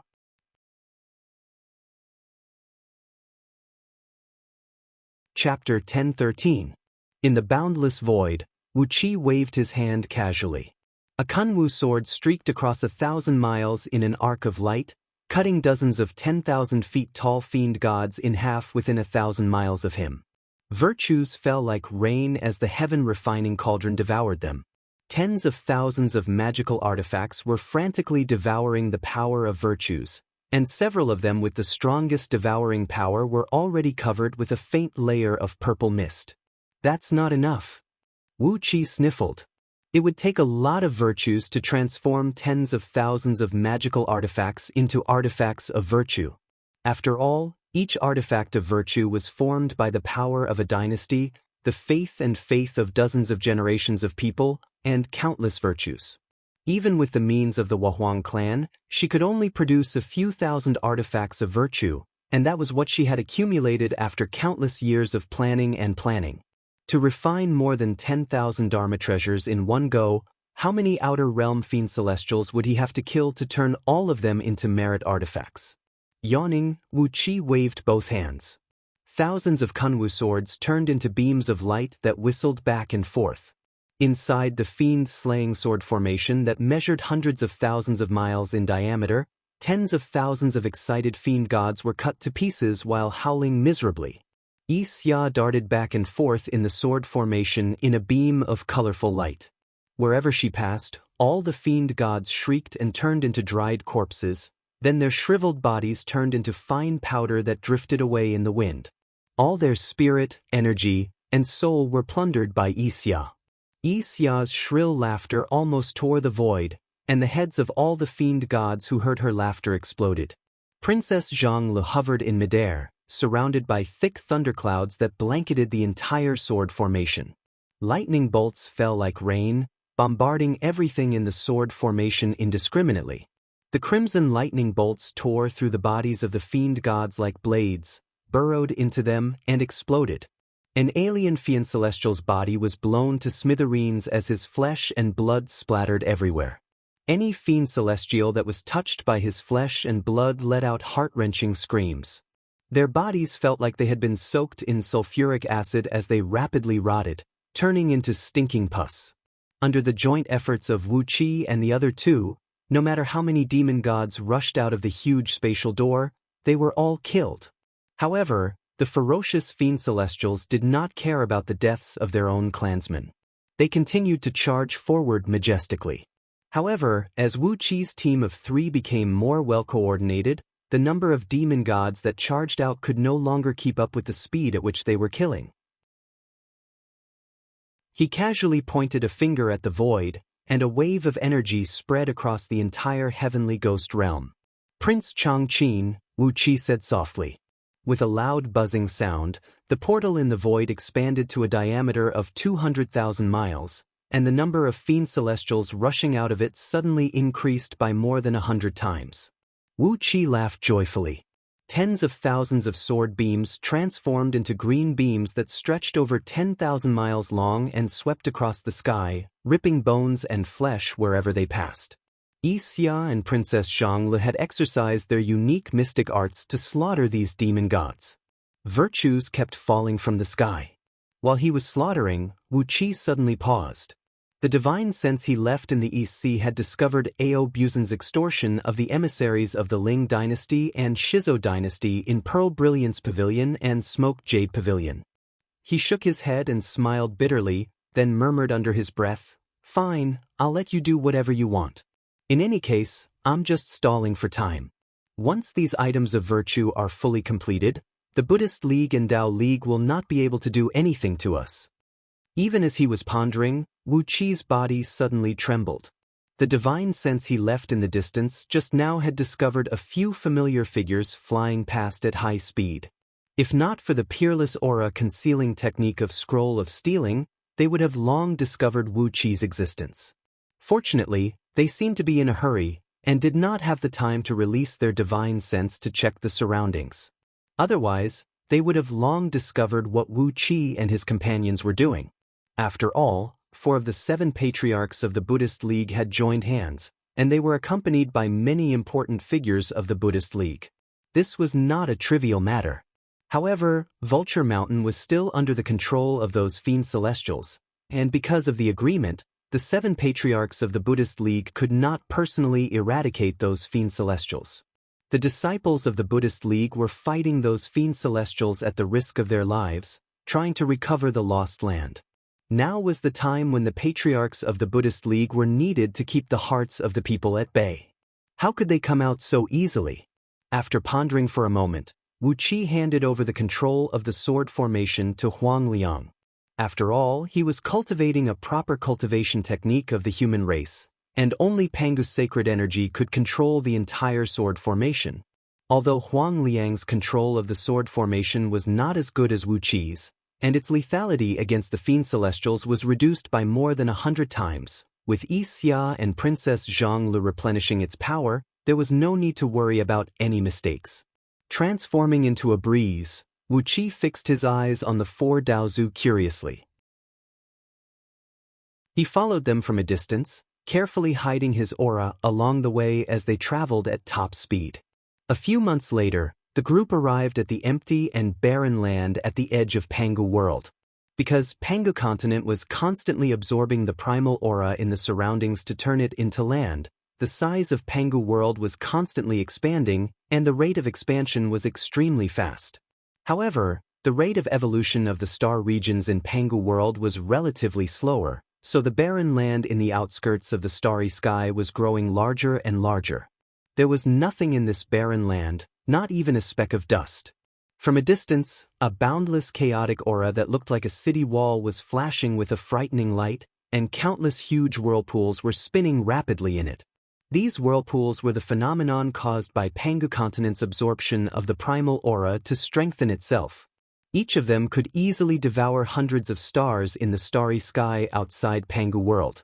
At every moment, a vast amount of natural energy was sucked into Pangu continent from those whirlpools, causing a tidal reaction that could easily tear the body of a primordial immortal to pieces. Pangu World was vast, and the vast divine sense of a Tao-fusing expert could cover the entire world. But now that the heavenly secrets were in chaos, although the magic power and divine abilities of Yuan Ling, who had merged with the heavenly Tao, were not affected, the range of their divine sense was greatly interfered with. Now that the few Daozu had come to this barren land, no one could find them unless someone had been following them. Hiding in the void, Wu Qi quietly looked at the 4 Buddhist patriarchs and their 36 disciples thousands of miles away. Sitting on the lotus thrones, the 4 Buddhist patriarchs spread their divine sense into a large net and carefully scanned the surroundings for a while. Then, with a wave of their hands, they cast an invisible restrictive barrier around them. Just at the moment when they laid down the restrictive spell, Wu Qi had carefully slipped next to them and sneaked into the barrier. As the 4 Buddhist patriarchs sat in midair, one of them sighed in a low voice and said, "I never thought the Wahuang clan would be so cruel. They are pushing us so hard." They sighed in unison, then another one snorted and said, "Ao Buzin, that bastard, we should have released him from purgatory back then. Our Buddhist celestial 8 divisions, the dragon division of many, has spent so much blood and energy on it. It is not easy for us to be of great use, but he has pulled us all over." Chi-Chi snorted coldly. One of the Buddhist patriarchs said indifferently, "Let's see if we can win over the East Sea this time. If we succeed, we can even promise the king of East Sea a great benefit, not to mention those worldly possessions. At worst, we can let him join the Buddhist sect and become a Buddhist patriarch. In the future, he will be on equal footing with us. What else can he say?" The last Buddhist patriarch nodded and said with a smile, "That's right. As long as we win this battle, the Buddhist sect will certainly prosper, and the 7 of us will really have the opportunity to transcend the mortal world and become saints." Heh, I don't think those 9 old ox noses can imagine why there are so many loopholes in the list of deification they made. The 4 Buddhist patriarchs laughed in unison, their laughter filled with boundless complacency. Wu Qi was stunned. Since the 4 Buddhist patriarchs said that, did it mean that the list of deification made by the 9 Daozu had anything to do with them? Could it be that there were spies planted by the Buddhist patriarchs in the Tao League? To be able to tamper with the list of deification, the spies they planted must at least have the status of the first disciples of the 9 Buddhist patriarchs, right? Poor 9 Daozu, how many spies were planted around them? After laughing for a while, the 4 Buddhist patriarchs' faces changed, and Chi-Chi shouted at the same time, "Set up the formation." The 36 eminent virtues of the Buddhist League who accompanied them revealed their avatars at the same time. Their bodies were bronze in color, mottled with spots, and emanated an ancient aura. When the aura rushed at Wu Qi, he felt his body tighten and his heart beat violently. The cultivation base of these ancient Buddhas was at least at the 2nd tier of Tao-breaking realm. They should be the true core disciples of the Buddhist League. But looking at them, Wu Qi could not help but wonder if there were spies planted by the Wahuang clan or the Daozu among them. Who could be sure? Perhaps some of them were loyal to outsiders? As soon as the 36 ancient Buddhas appeared, green lotuses began to fall silently from the void. The strange light illuminated the void, and wherever it passed, even a few specks of dust were turned into nothingness. The place had become a pure vacuum. Apart from Wu Qi, who had used the aura-concealing mystic art in the scroll of stealing to hide his body, perhaps even the 9 Daozu would be forced to reveal their true forms. The 4 Daozu stood in the 4 cardinal directions, stretched out their hands at the void in front of them at the same time, and cried out in a low voice, "Appear!" A deep chanting could be vaguely heard. Auspicious clouds spread in all directions, and 3 golden pagodas, each 10,000 miles tall, slowly emerged from the void. In the middle of the 3 pagodas was a small piece of land, less than 1,000 miles in circumference. A dark cloud held up this piece of land, and some temples and Zen forests could be vaguely seen in it. Indistinctly, one could hear the faint chanting of scriptures. "My disciples, your opportunity to serve the Buddhist League has come," cried one of the Buddhist patriarchs in a low voice. The strange, hoarse chanting soared into the sky, accompanied by thousands of powerful auras. Black light flickered as thousands of strange Buddhas appeared around Chi-Chi. They circled the 4 Buddhist patriarchs 3 times respectfully, then dropped to their knees and cried out in a deep voice, "Your disciples offer greetings, Buddhas. May you live a long life." Wu Qi was shocked to see these strange-looking Buddhas. They were not natives of Pangu continent at all, but fiend gods from outer heavenly realms. Judging by their words and actions, they were all practicing the cultivation techniques of the Buddhist League, and their cultivation bases had at least reached the peak of the primordial realm. Some of them even had the cultivation base of Tao-breaking realm. Looking at these Buddhas, Wu Qi could not help but smile. It seemed that things were getting more and more interesting.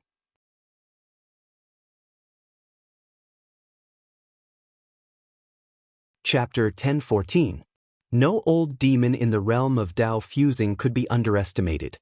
Wu Qi followed closely behind a fiend god, who had the lower body of a goat and the upper body of a human, but had the head of a goat. Transforming into a breeze, he flew across the void. Just now, the 4 Buddhist patriarchs had opened the small Taoist right temple they had set up in the void many years ago and released hundreds of thousands of fiend gods from outer realms. The one Wu Qi was following now was the one with the highest cultivation base.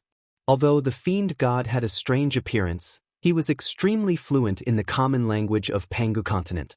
Along the way, he kept reciting the indestructible Vajra fiend subduing scripture, and the way he shook his head did not look like a fiend god from outer realms, but more like a pedantic teacher. He was shrouded in black smoke, which was extremely corrosive. But under the observation of Wu Qi's primal Dharma eyes, he could see that the core of the smoke was a ball of intense golden light.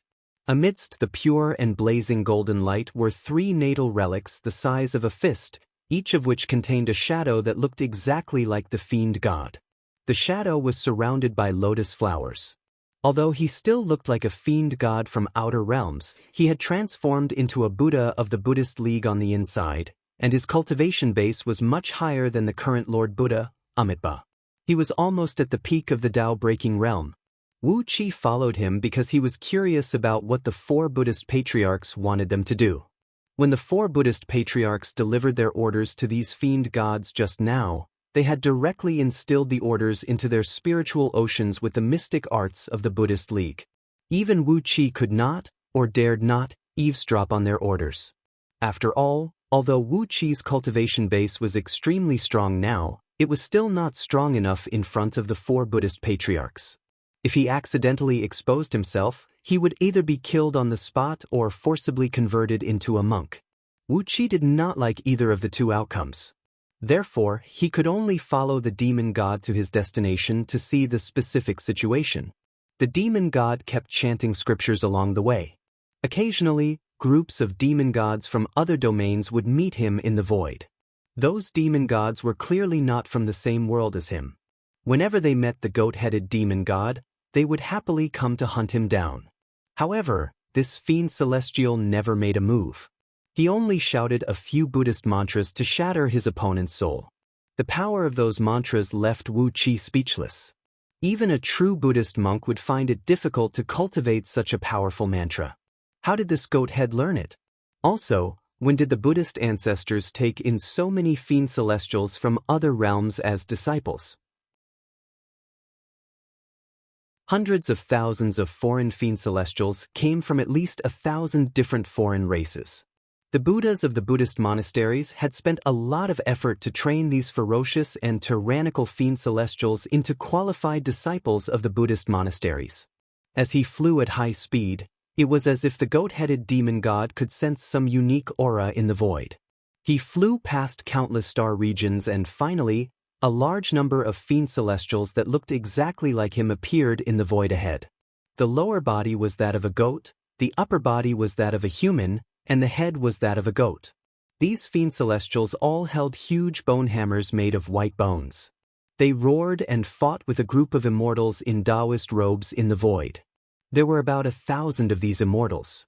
They formed the 8 trigrams demon subduing sword array and released thousands of sword beams that swept across the sky. There were at least 20,000 goat-headed fiend celestials facing them. However, the cultivation bases of these fiend celestials varied. The strongest among them was weaker than the leader of the immortals. On top of that, these fiend celestials did not cooperate well with each other. They were divided into hundreds of small groups of different sizes by the sword beams, and there was no tacit understanding between them at all. Just as the fiend celestial that Wu Qi was tracking arrived, 2,000 feet long sword beams twisted and minced the bodies of dozens of fiend celestials into pieces. Blood and flesh splattered all over the sky. Chi-Chi roared furiously. The bone hammers in their hands shook, and with a series of loud crackling noises, countless black lightning serpents enveloped the 8 trigrams demon subduing sword array. These lightning serpents were different from the thunder magic commonly used by Pangu world immortals. The explosive power of the lightning was not great, but it was highly corrosive and carried a bone-piercing coldness. If touched by the lightning serpents, a large part of one's body would be instantly corroded. The defensive immortal treasures of a few immortals were corroded by the lightning, and the black lightning serpents and black mist seeped into their bodies. These immortals let out shrill howls, but before they could take life-saving spirit pills, their bodies had been corroded into puddles of blood. Their immortal souls flew up into the sky while screaming shrilly. Hurriedly, Wu Qi took out the book of life and death and the soul-hooking brush. With a gentle stroke, A few immortal souls suddenly dispersed, and their true spirits were sucked into the transmigration power. The goat-headed fiend Celestial swaggered to the middle of the battle formation. He threw his head back and let out a long roar, and an enormous wave of divine sense swept across the entire battlefield. Both the fiend Celestial and the immortals heard the thunderous roar in his divine sense. Lay down the butcher's knife and become a Buddha. For the sake of this old monk, please call a truce. My fellow Taoists, you are fated to join the Buddhist League. If you are willing to be my disciple, your future achievements will be limitless. When Wu Qi sensed the voice of the fiend Celestial, he almost laughed out loud, and even his invisibility magic nearly failed him. For a fiend Celestial who looked no different from a goat to be so familiar with the catchphrases of the Buddhist League, the Buddhas of the Buddhist League must have spent a lot of effort on them. The fiend Celestials were stunned, and so were the thousands of immortals. Both sides stared at the goat-headed fiend Celestial as if he was a monster. For a full quarter of an hour, the battlefield fell into an eerie silence. After a long time, the leader of the immortals forced himself to calm down and asked, "May I ask which eminent monk of the Buddhist League is here?" Just as the goat-headed fiend Celestial was about to speak, a few fiend Celestials behind him threw their heads back and roared, then swung their bone hammers at his back. A few dark, hammer-shaped balls of light shot across the sky and hit him hard on the back.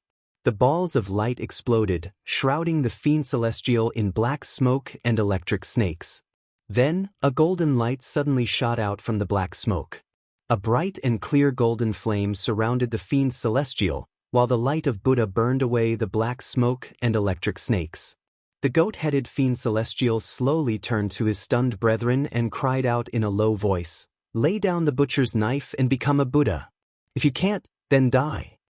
With a wave of his hand, a golden thunderbolt whistled out.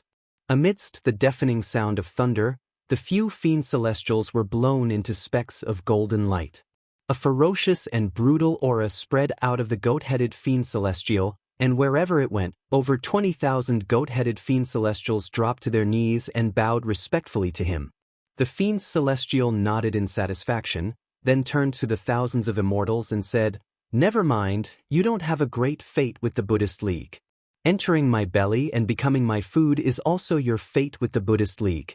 Not everyone is qualified to enter my belly. Merciful Buddha, be a good man in your next lives, and be reincarnated as monks." Before those immortals could come back to their senses, the fiend Celestial opened his mouth and inhaled. The bodies of over 1,000 immortals froze, and their spirit blood and souls turned into blood-red torrents, rushing out of their bodies and quickly flowing into the fiend Celestial's mouth. A full 10 minutes later, the bodies of over 1,000 immortals were turned into dried corpses and shattered in the air. All the energies contained in their flying swords and magical treasures were devoured by the fiend Celestial, turning them into scrap metal and scattering all over the sky. Laughing, the fiend Celestial nodded proudly and said, "How many years has it been since the last time I ate meat? Merciful Buddha, I, your disciple, am leading them into the Buddhist League. Hee, you bunch of evil creatures, who led you to invade Pangu world this time? Who is it?" A violent wave of divine sense swept across the void, and the trembling fiend Celestials hurriedly roared towards the sky in response to his roar. The god fiend smiled in satisfaction and said, "So it's my nephew. After I disappeared back then, he actually inherited the throne? In that case, tell my nephew that I have returned, that I am stronger than him, and that I want to become the king of my tribe. If he does not agree, then let us duel according to the rules of our ancestors." The fiend gods threw their heads back and roared as they quickly transformed into black bolts of lightning and rushed toward a few nearby star regions. Before long, countless goat-headed fiend gods rushed out from tens of thousands of nearby heavenly realms. The demon god at the very front was about 10,000 feet tall. His fur was crimson in color. It was a thick layer of sticky blood that covered his body, causing him to have this color. The god fiend that Wu Qi had followed all the way here laughed strangely. Without even greeting his nephew, he rushed up and punched him into pieces. He took out the brains of the leading demon god and drew a strange rune on his chest. Behind him, countless goat-headed demon gods fell silent for a moment. Then, a tremendous wave of divine sense exploded out of them at the same time, and they all knelt down in midair to pledge their allegiance to the fiend god. The world of fiend gods in outer heavenly realms was just like that, where the strongest was king. A powerful wave of divine sense swept across the void. The fiend god, who had just snatched the throne from his nephew, waved his hands and roared, "You bunch of useless fools! Instead of fighting for delicious food, you come here to plunder these barren planets. As your new king, I feel ashamed for you. Send my nephew's wife and daughter to me. According to the rules of our ancestors, I am their new husband. Well, follow me, and I will take you to a place with endless delicious food." Leaving behind the ruined outer heavenly realms, the goat-headed fiend gods turned into a mighty army and headed straight for Pangu continent like a torrent of destruction. Wu Qi followed closely behind them. Along the way, he saw armies of fiend gods leaving behind the planets in outer heavenly realms and heading straight for Pangu continent. Nothing could hide from Wu Qi's primordial magical eyes. The leaders of these fiend gods were all shrouded in a mass of Buddhist light. Nearly 10 years after Prince Chongqing opened the spatial portal and let the fiend gods into Pangu world, the army of fiend gods gathered in the sky above Pangu continent. When the number of fiend gods had reached a certain level, they broke through the void and descended straight on Pangu continent. The place where they descended was just outside the city of Wanling. Countless demon gods surrounded the myriad spirit city and immediately launched an attack on the city.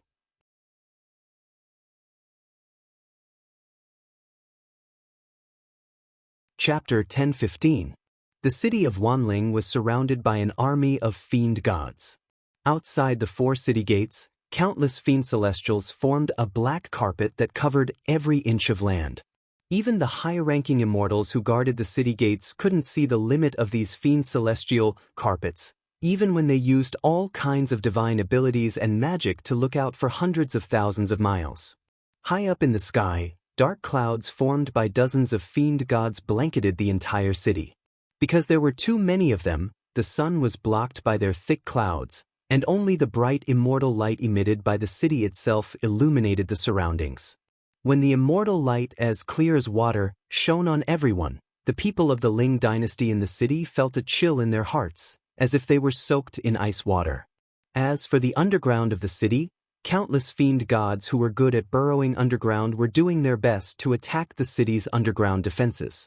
Like raindrops, countless fiend gods bombarded the underground foundation of Wanling City, which was covered with tens of thousands of layers of defensive mechanisms. The entire city was trembling, and the immortal light emitted from all defensive mechanisms in the city was dimming. Clearly, the attacks from the earth veins were also disturbed by these fiend gods. The army of fiend gods had come so quickly and fiercely, and there was even a powerful force that interfered with the senses of the almighty experts of the 33 heavens. No one had warned the emperor and ministers of the Ling dynasty of the arrival of these fiend gods. By the time the almighty experts of the Tao League realized that something was wrong and wanted to send experts to reinforce the Ling dynasty, the armies of fiend gods from dozens of clans had formed a huge formation outside the 33 heavens, completely cutting off the connection between the 33 heavens and the outside world. The fiend gods in the formation did not care about their own sacrifices and losses. They sacrificed countless living beings in exchange for great power at every moment. None of the almighty experts of the Tao League could break the formation in a short period of time. It seemed to be faintly restraining all the cultivation techniques of the Tao League. Unless the 9 Daozu personally intervened, the formation would certainly cut off all connections between the 33 heavens and the outside world.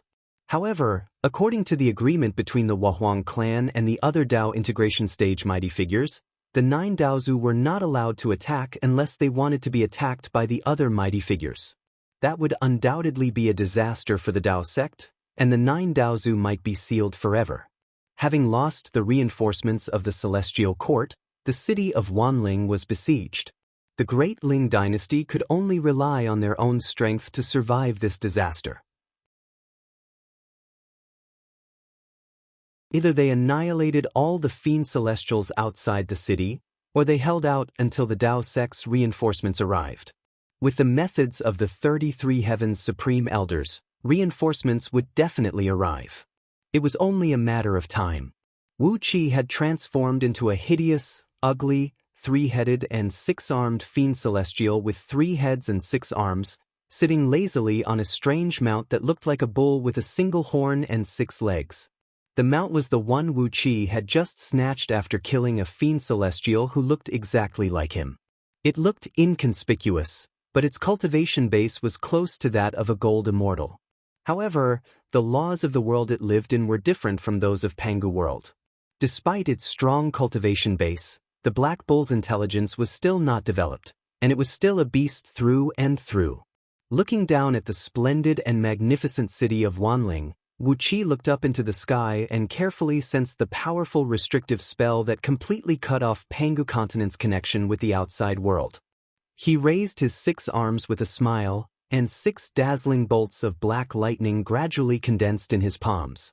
The brethren around him, who also had 3 heads and 6 arms, stared at him in surprise. The only innate divine ability of this race was the ability to manipulate lava, and they had never seen any of them who was good at using lightning.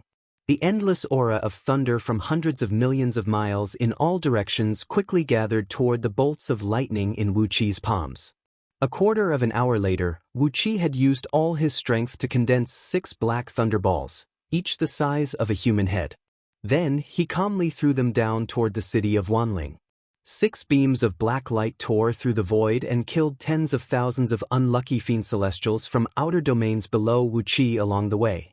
These fiend celestials happened to be on the trajectory of the falling thunderballs. The terrible power of thunder was contained in the thunderballs, and just the aura that leaked out of them was enough to turn tens of thousands of fiend celestials into ashes.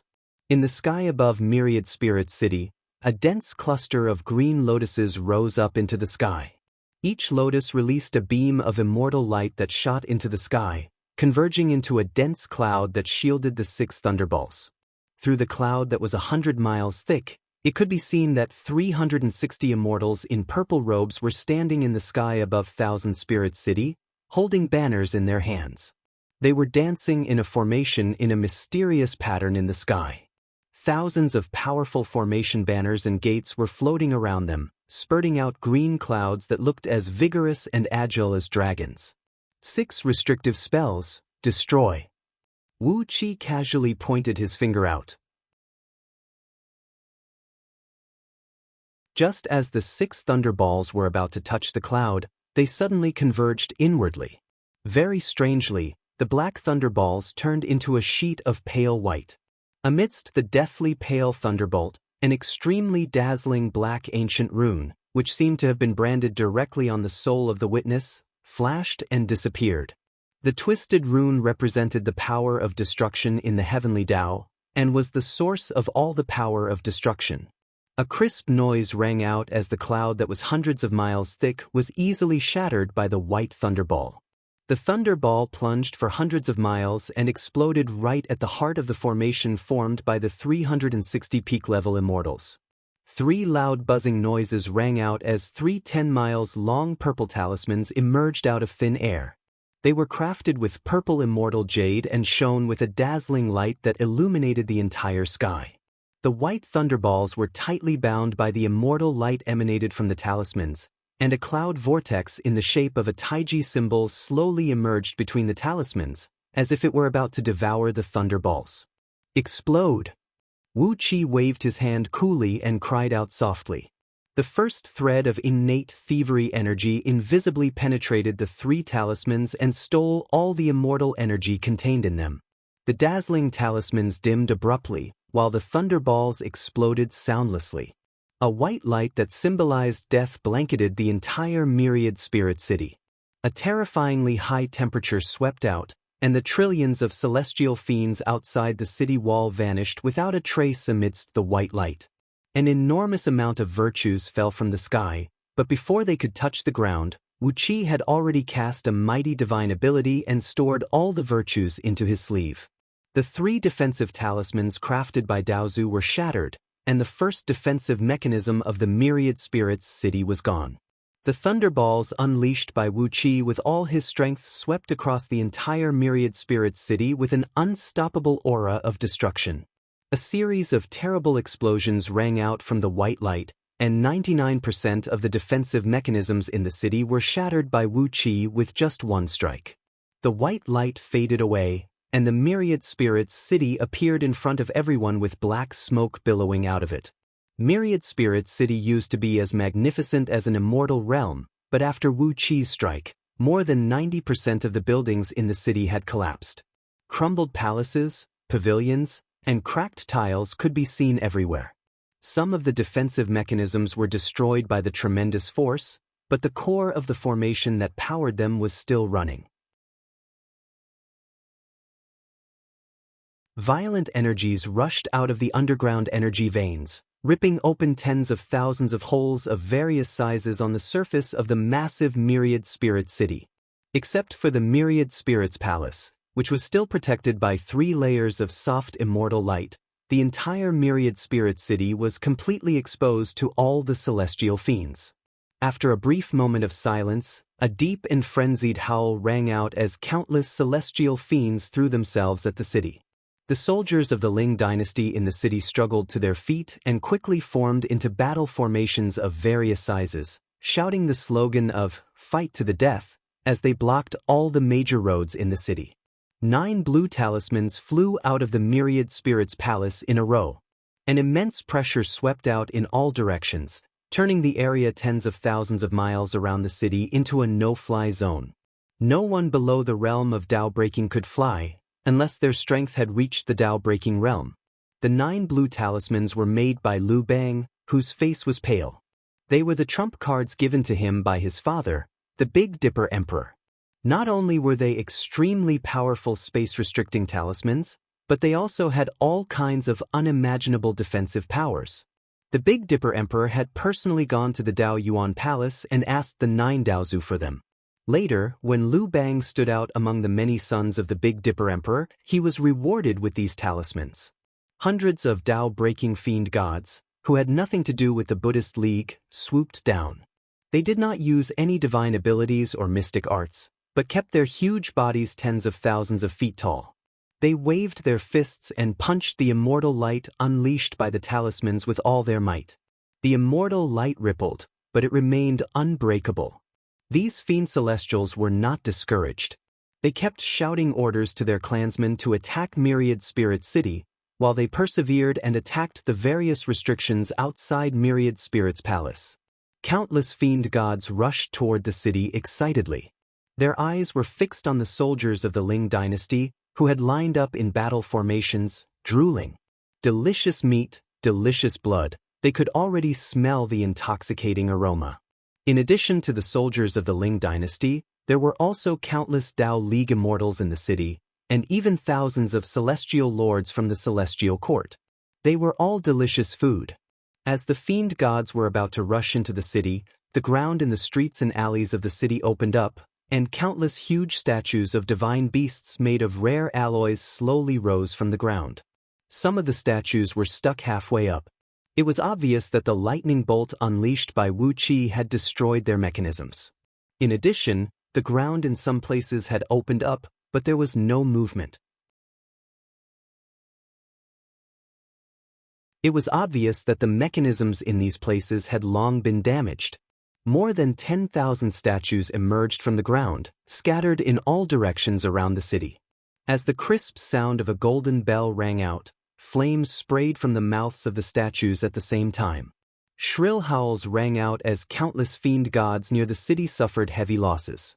The area around the city had turned into a vast expanse of white land.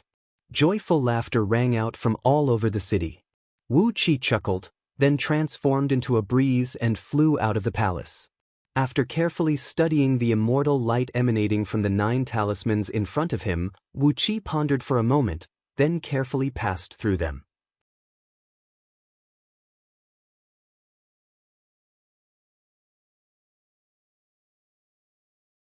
Chapter 1016.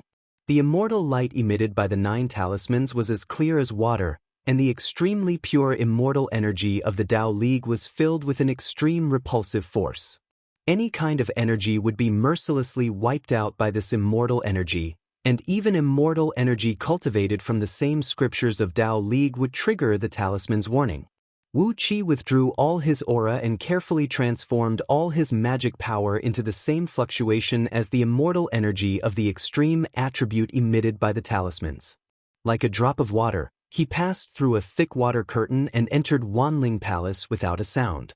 Although the 9 talismans were made by the Tao Patriarchs, they were, after all, made by the Tao Patriarchs, and they were not personally overseen by the Tao Patriarchs. Therefore, it was not difficult for him to do so. The restrictive spells around Wanling Palace were still mostly intact. Except for the generals who led the attack on Deyu, all the elite forces of the Ling dynasty were stationed here. The Ling dynasty itself did not have any experts above the realm of Tao breaking, only a few hundred generals of Hongmeng-Panga heaven and about 300 supreme oracles. But their cultivation techniques had a fatal flaw. The Celestial Court did not pass down all their cultivation techniques. Apart from the Ling dynasty's own strength, the Celestial Court had also stationed more than 3,000 Celestial Lords in Wanling City. These Celestial Lords were only Gold Immortals or even Heaven Immortals, but when they summoned their natal star power, they were at least as strong as the realm of Primordial. As for the other immortals who came to seek refuge, including the sect masters and grandmasters of the immortal sects in outer heavenly realms, only a few of them had reached the realm of Primordial. The Tao-breaking experts of Tao League were all stationed in the Daluocean, racking their brains to figure out how to take back the 33 heavens. With thousands of celestial lords stationed in Wanling City, theoretically, they should be able to cope with Deyu's attack. But now that the Daluocean's passage to the outside world was cut off, Wanling City had to rely on this little force to cope with the fiend tribulation. As soon as Wu Qi sneaked into Wanling Palace, his legs gave way, and the whole city shook. At the foot of the mountain, a statue of the Azure Dragon was smashed to pieces by the tentacles of dozens of demons that looked like giant jellyfish. The statue was destroyed, and a ball of greenwood lightning with a diameter of 10 miles exploded, blowing these fiend gods into pieces. However, a passageway leading to the upper level of Myriad Spirit City had already been blasted open. Countless demon gods rushed up through the open passageway. Behind the green dragon statue, tens of thousands of Ling dynasty soldiers lined up in a neat phalanx formation, shouting the slogan of "Fight to the death" as they marched forward. They were clad in heavy armor and wielded heavy shields and spears. They were like a city wall that sealed the passage that had been blasted open. But they had neglected the most important thing. They didn't have a single priest protecting them. For countless years in outer heavenly realms, the people of the Ling dynasty had developed an arrogant and overbearing temper. The soldiers who fought against Deyu at the front line were fine. They had paid the price of blood to learn the various experiences that should be available on the battlefield. But in Myriad Spirit City, the noble oracles stood high above the masses. They lived in the upper district of the city, which was closest to Myriad Spirit's palace, and there were few oracles stationed near the foot of the mountain. A demon god, who had the body of a 4-winged goshawk and the upper body of a beautiful woman, widened her eyes, took a deep breath, and suddenly let out a soul-tearing shriek. Suddenly, the bodies of tens of thousands of Ling dynasty soldiers trembled, and streams of colorful light burst out of their 7 orifices. It was the sound of their torn souls being sucked out of their bodies by an evil fiend power and plunging into the demon god's body. The demon god laughed complacently. With a single shriek, she tore the souls of tens of thousands of soldiers apart. She enjoyed the delicious tonic very much. Behind her, the demon gods roared in exasperation. They rushed towards the corpses of the Ling dynasty soldiers who had lost their souls, grabbed them, and stuffed them into their mouths without bothering to take off their armors. Blood splattered, and a terrible chewing sound rang out into the distance. Not far away, a statue of a white tiger slowly turned around, opened its huge mouth that was emitting a thick white mist, and shot out a beam of white light that looked like a waterfall. The beam, which was about 1,000 feet in diameter, hit the group of fiend gods who were blocking the entrance. The powerful metal energy transformed into countless sword beams that flew in all directions, shredding the bodies of hundreds of fiend gods. The demon gods at the back did not care about the death of their companions at the front, and continued to charge forward like a tide. 10 miles above them, a vermilion bird statue also turned around and faced them. Countless tiny streams of red light danced from the vermilion bird's feathers and gathered in its beak. Suddenly, a clear bird cry resounded through the sky, and a great wave of red flames came rolling over. Over 1,000 fiend gods near the tunnel were burned to ashes, and even the ground near the tunnel was scorched red and softened. As the demon gods continued to charge, another loud rumble came from afar. A statue of a black tortoise was destroyed, and a black wave rolled out of it and instantly drowned the ground 100 miles in circumference. The black wave turned into blue ice and sealed everything. Tens of thousands of demon gods were frozen stiff in the ice, and the life force in their bodies had been instantly wiped out by the cold. Tens of thousands of divine beast statues kept killing countless demon gods with the energies of 5 elements, and every attack they made the city of Wanling tremble. If any of the statues were destroyed, the recoil from the underground energy veins would make the city tremble violently as if it was about to sink into the ground. The demon gods kept charging into the city, and no matter what price they had to pay, no matter how many were killed or wounded, they kept pushing forward. One divine beast statue after another was destroyed, and countless Ling dynasty soldiers were killed by the demon gods' soul-stealing divine abilities and mystic arts. An angry scolding came from the Wanling Palace, as Zhang Tingyun was stomping his feet and cursing the oracles of the Ling dynasty. It was only then that the mighty supreme oracles of the Ling dynasty suddenly came to their senses. They hurriedly brought countless disciples to reinforce the Ling dynasty soldiers who were massacred by the demon gods' soul-stealing mystic arts. Countless bone talismans fell down, and the soldiers of the Ling dynasty began to glow with the unique light of various restrictive spells. Under the protection of the defensive spells, they gradually stabilized their footing and began to fight fiercely against the ferocious demon gods.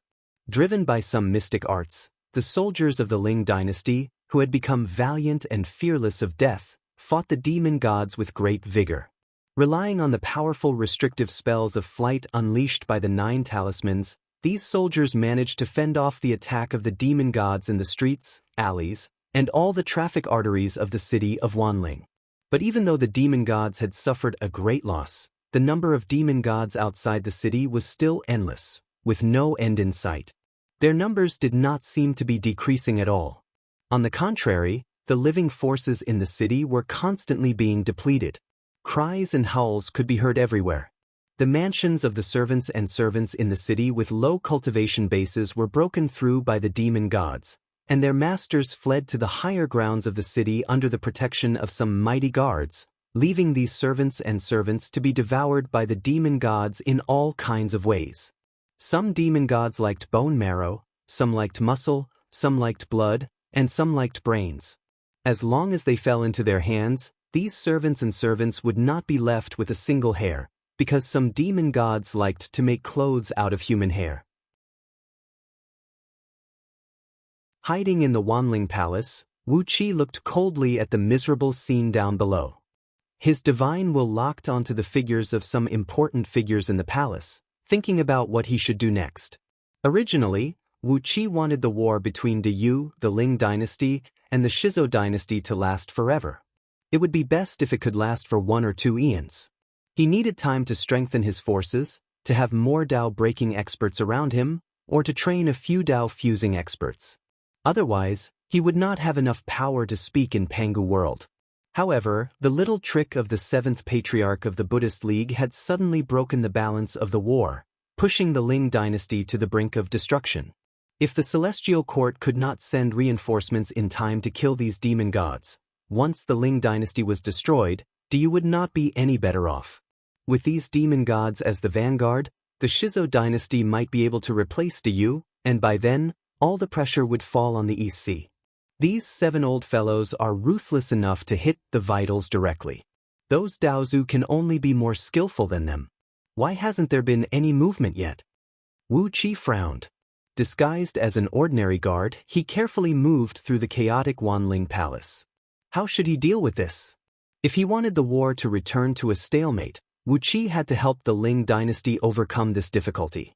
But, looking up at the hundreds of Dao-breaking experts, who were madly hammering at the restrictive spells of the Wanling Palace, Wu Qi could not help but shake his head. If he wanted to help the Ling dynasty, he had to fight these terrible guys head-on. Wu Qi was not that noble. What did it have to do with him if all the people of the Ling dynasty died? At this critical moment, Zhang Tingyun's cold laughter echoed through the entire Wanling city. A speck of white light shot out from the core of the palace, turning into a white curtain of light that spread out in all directions in the blink of an eye. Amidst the white light, a 9-layered white lotus, measuring 100 miles in circumference, rose slowly. Every petal of the huge white lotus was emitting countless tiny immortal lights, which seemed harmless, but when they fell on the bodies of the demon gods, they began to rot and smoke like acid. Within a radius of hundreds of thousands of miles, thick black smoke rose from the bodies of all the demon gods, and their bodies were rapidly being corroded by the immortal lights. The white lotus of supreme purity, a supreme treasure of primordial given to Zhang Tingyun by Daozu for protection, a supreme treasure that the Ling dynasty used to stabilize the destiny of a nation, had finally shown its power. And when this purely defensive treasure was unleashed, no one could have imagined that it would be so lethal to the demon gods of the outer domains. Zhang Tingyun's complacent laughter rang through the clouds. Ignorant demons, how dare you come to Wanling City and act so presumptuously? I'll kill all of you today. Dear celestial lords, and thanks for your great strength. A voice answered as more than 3,000 powerful auras shot up into the sky. Hundreds of demon gods, who were waving their fists and smashing the restrictive spells of Wanling Palace, flew up into the sky in horror.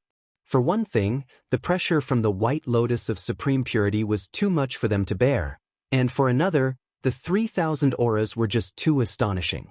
Looking at the huge white lotus above his head, Wu Qi suddenly had an idea, and he hurriedly flew into Wanling Palace.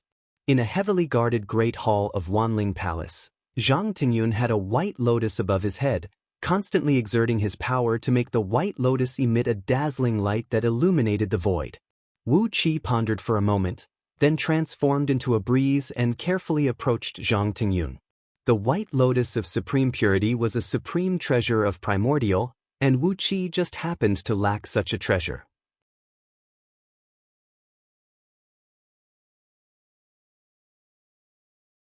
Chapter 1017.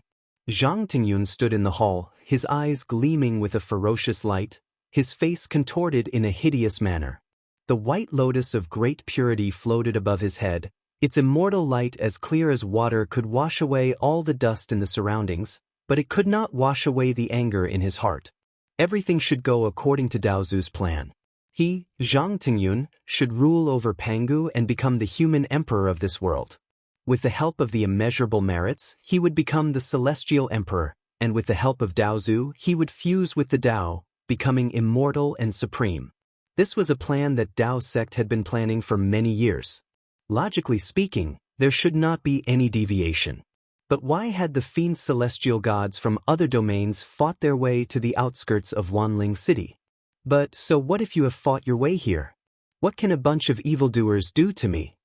Sensing the endless power in the white lotus of great purity, Zhang Tingyun laughed out loud. As long as Wanling City did not fall, as long as Zhang Tingyun did not die, the destiny of the Ling dynasty would never dissipate.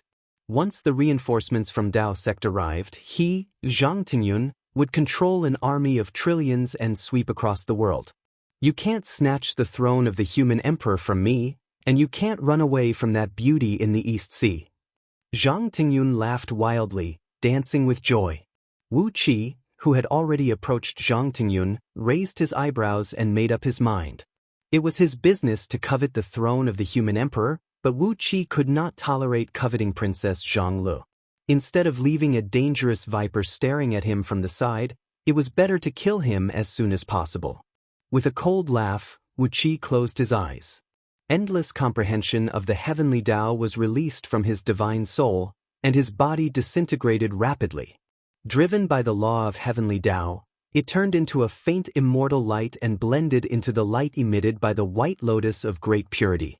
The first wisp of innate thievery energy fused with the immortal light that Wu Qi had transformed into, and like the soft feelers of a snail, it reached out to the core of the white lotus of great purity. A terrible rumble came from the sky as the celestial lord of the celestial court, who presided over the Ling dynasty, fought against the powerful fiend celestial gods. Every strike from them had the power to destroy heaven and earth. The city of Wanling was shaking violently. The terrible killing intent made the soldiers of the Ling dynasty, the brutal fiend celestial, and all the living beings tremble in fear.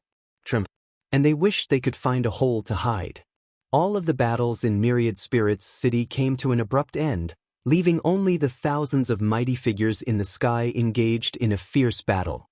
Zhang Tingyun laughed out loud. Complacently, he injected all his power into the white lotus and made it emit a white immortal light that covered the area with a radius of 1,000,000 miles. Zhang Tingyun laughed out loud. Complacently, he injected all his power into the white lotus of great purity, making it emit a white immortal light that covered an area of 1,000,000 miles. The fiend celestial gods in pain wanted to flee the city, but the terrible pressure coming from the sky made them unable to move. They could only lie on the ground in despair, growling and waiting for death to come. In the sky, thousands of stars shone with dazzling lights of various colors. The celestial lords in the city of Wanling had activated their natal star powers and formed a small star formation in the sky. Thousands of fiend celestial gods cast their own divine abilities and transformed into towering giants, fighting against the celestial lords. Wu Qi paid no attention to the battle outside. Carefully, he melted into the immortal light of the white lotus of great purity and approached it inch by inch. The supreme treasure of primordial was a supreme treasure born in the primordial world, and possessed unimaginable power. In the past, among the chaos fiend celestial gods, anyone who possessed a supreme treasure of primordial was qualified to do whatever they wanted. In Panga's world, if a Tao-breaking or Tao-reasoning expert possessed a supreme treasure of primordial, he could even ignore the threat of a Tao-fusing expert. The white lotus of great purity was a defensive supreme treasure. Wu Qi vaguely sensed that its essence law was purification. It could purify all kinds of energy, including all kinds of attack energy. All kinds of energy would be completely purified by it, so its defensive power was extremely powerful, because any attack would be purified by the celestial light it emitted before it could touch its owner. Unfortunately, Zhang Tingyun's cultivation base was not high enough to turn the white lotus of great purity into his natal treasure. If he could completely refine it, his body would become one with the white lotus of great purity. When that happened, his body would transform into a pure immortal light filled with purifying power. No attack would be able to hurt him, and any attack that entered his body would be completely turned into nothingness. Currently, Zhang Tingyun could only barely mobilize 20 to 30% of the white lotus of great purity's power. He was even relying on a set of special incantations and hand seals to mobilize the power of the white lotus of great purity. He had not reached the realm where his mind and spirit were connected with the white lotus of great purity. Therefore, Wu Qi easily avoided Zhang Tingyun and approached the body of the white lotus of great purity. It looked like a white lotus, but that was only its appearance. When he approached it, Wu Qi discovered that it was a fist-sized, round and flawless white light. Moreover, there were no defensive restrictions on its surface. Wu Qi easily passed through the white light on its surface and arrived at the core of the white lotus of great purity. A flickering spiritual light flickered in the white void. This spiritual light was the core of the white lotus of great purity. Controlling it would allow one to control the white lotus of great purity. However, at this moment, there was an old man in a Taoist robe sitting cross-legged on that spiritual light. This old man had a pair of long red eyebrows, and he was none other than Red-Browed Taoist, one of the 9 ancestors of Tao sect. When Wu Qi entered the core of the white lotus of great purity, Red-Browed Taoist did not react at all. He just kept changing his hand seals according to the movements of Zhang Tingyun outside, shooting out beams of immortal light into the core of the White Lotus of Great Purity, controlling the White Lotus of Great Purity to release an infinite amount of immortal light to illuminate the void. Looking at red-browed Taoist, who was as dull as a dead object, Wu Qi nodded to himself. This was indeed the avatar of red-browed Taoist, but it seemed that in order to facilitate Zhang Tingyun's control, this avatar of red-browed Taoist had been enchanted with some restrictions and seemed to have lost some of its spirituality. After all, Zhang Tingyun was the human emperor chosen by Tao sect, so it was already too much to give him a supreme treasure of primordial chaos to protect himself. If he left a complete avatar in this supreme treasure of primordial chaos to protect Zhang Tingyun, it would be a little embarrassing if word got out. This was for the best. Even an avatar of red-browed Taoist had unpredictable power, so it was best for him to be dull and rigid. With a faint smile, Wu Qi's body flickered and suddenly transformed into a golden Buddha with 4 faces and 18 arms, standing 10,000 feet tall, in the void of the White Lotus of Great Purity. He chanted a Buddhist mantra, and his body was surrounded by a pale blue glazed Buddhist flame. He waved the devil-subduing Vajra with both hands and smashed the avatar of red-browed Taoist like a storm. With a loud bang, red-browed Taoist's avatar was smashed. The 18 devil-subduing Vajra in Wu Qi's hands, which were composed of infinite mental power, were shattered, and his golden body was also knocked back hundreds of steps. Red-browed Taoist's avatar had dimmed by more than half, and it was obvious that he had suffered a very serious injury. However, a heart-palpitating aura was emanating from the avatar, and it was slowly opening its eyes. When red-browed Taoist opened his eyes, a suffocating pressure made Wu Qi unable to move.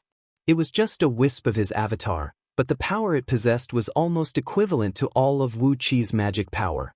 Although Wu Qi had a cultivation level of a half-step Tao integration expert, he was still not at the Tao integration realm. His magic power cultivation level could not be compared with those old farts who had survived countless eons. The 9 Daozu were also top-notch existences among the Tao integration realm experts. Their magic power cultivation level was more than 100 times stronger than that of the Wahuang clan, let alone Wu Qi, who had just been reborn and had been cultivating seriously for less than 1 eons. Even though Wu Qi's comprehension of the heavenly Tao and divine sense had reached the level of the Tao integration realm, the level of his magic power was still too low. Wu Qi felt like he was a small boat in a storm, being twisted by the whirlpool and making creaking noises. The huge golden body stiffened in midair and could not move at all. Red-browed Taoist could crush his golden body with just a thought. Sure enough, even if I succeed in the Tao integration realm in the future, I'm no match for these old farts in terms of magic power. Wu Qi took a deep breath and suddenly shouted, "Red-browed Daozu, are you going to violate the agreement with the sages?" Red-browed Taoist, whose eyes were shining with the light of the sun and the moon, was about to fully open his eyes. The huge pressure around Wu Qi suddenly dissipated. Wu Qi opened his eyes. He used the Great Light Indestructible Amitabha Dharma Eye of the Great Light Indestructible Amitabha Treasure Scripture to draw back all the divine sense power of his 18 Blood Sea Fiend celestial doppelgangers, which were active in the outside world, into his own divine sense of the Tao integration realm. Then, it turned into a colorful beam of light and shot out. He even integrated all the psyche power and power of merit he had accumulated in his body into this colorful beam of light. This was the strongest attack he could make now. After suffering a heavy blow from Wu Qi, the beam of light had dimmed by more than half. Now, it was attacked by Wu Qi with all his strength and the divine sense power of his 18 doppelgangers. The doppelgangers of red-browed Taoist were hit by the rainbow beam of light and immediately turned into streams of light. Red-browed Taoist's sneer was left in the void. Amitabha, you are a junior, so I won't argue with you. Today, you will reap what you sow in the future. When your soul was destroyed in the past, don't blame me for being too ruthless. Wu Qi's expression did not change, and he did not answer. Instead, he leaped forward and swallowed the tiny bit of core essence of the White Lotus of Great Purity. A bit of Yuan Ling true flame burned fiercely and quickly wrapped the core origin of the Great Purity White Lotus. Wu Qi blasted countless spiritual incantations into the core origin of the Great Purity White Lotus using the Heaven Refining Grand technique and quickly refined it. It was not only refined, but also carried out some micro-adjustments and modifications. In the future, Wu Qi could not let the Great Purity White Lotus appear in front of people, so it was necessary to carry out a certain modification to make it indistinguishable from its origin. Zhang Tingyun, who was roaring wildly, suddenly froze. All the light of the Great Purity White Lotus above his head suddenly converged. Not only that, but all the petals of the huge Great Purity White Lotus were also shrinking inwards. In just a few breaths of time, the primordial treasure had turned into a thumb-sized white lotus seed. With a chanting sound, the lotus seed turned into a beam of white light and shot through the air, disappearing without a trace in the blink of an eye. Zhang Tingyun was stunned for a long time. Suddenly, the battle cries that had stopped for a long time rang out again. Zhang Tingyun felt as if he had been struck by lightning, and he screamed wildly in disbelief. A big foot with a radius of 100 miles suddenly stomped down, crushing the entire myriad spirit palace into pieces.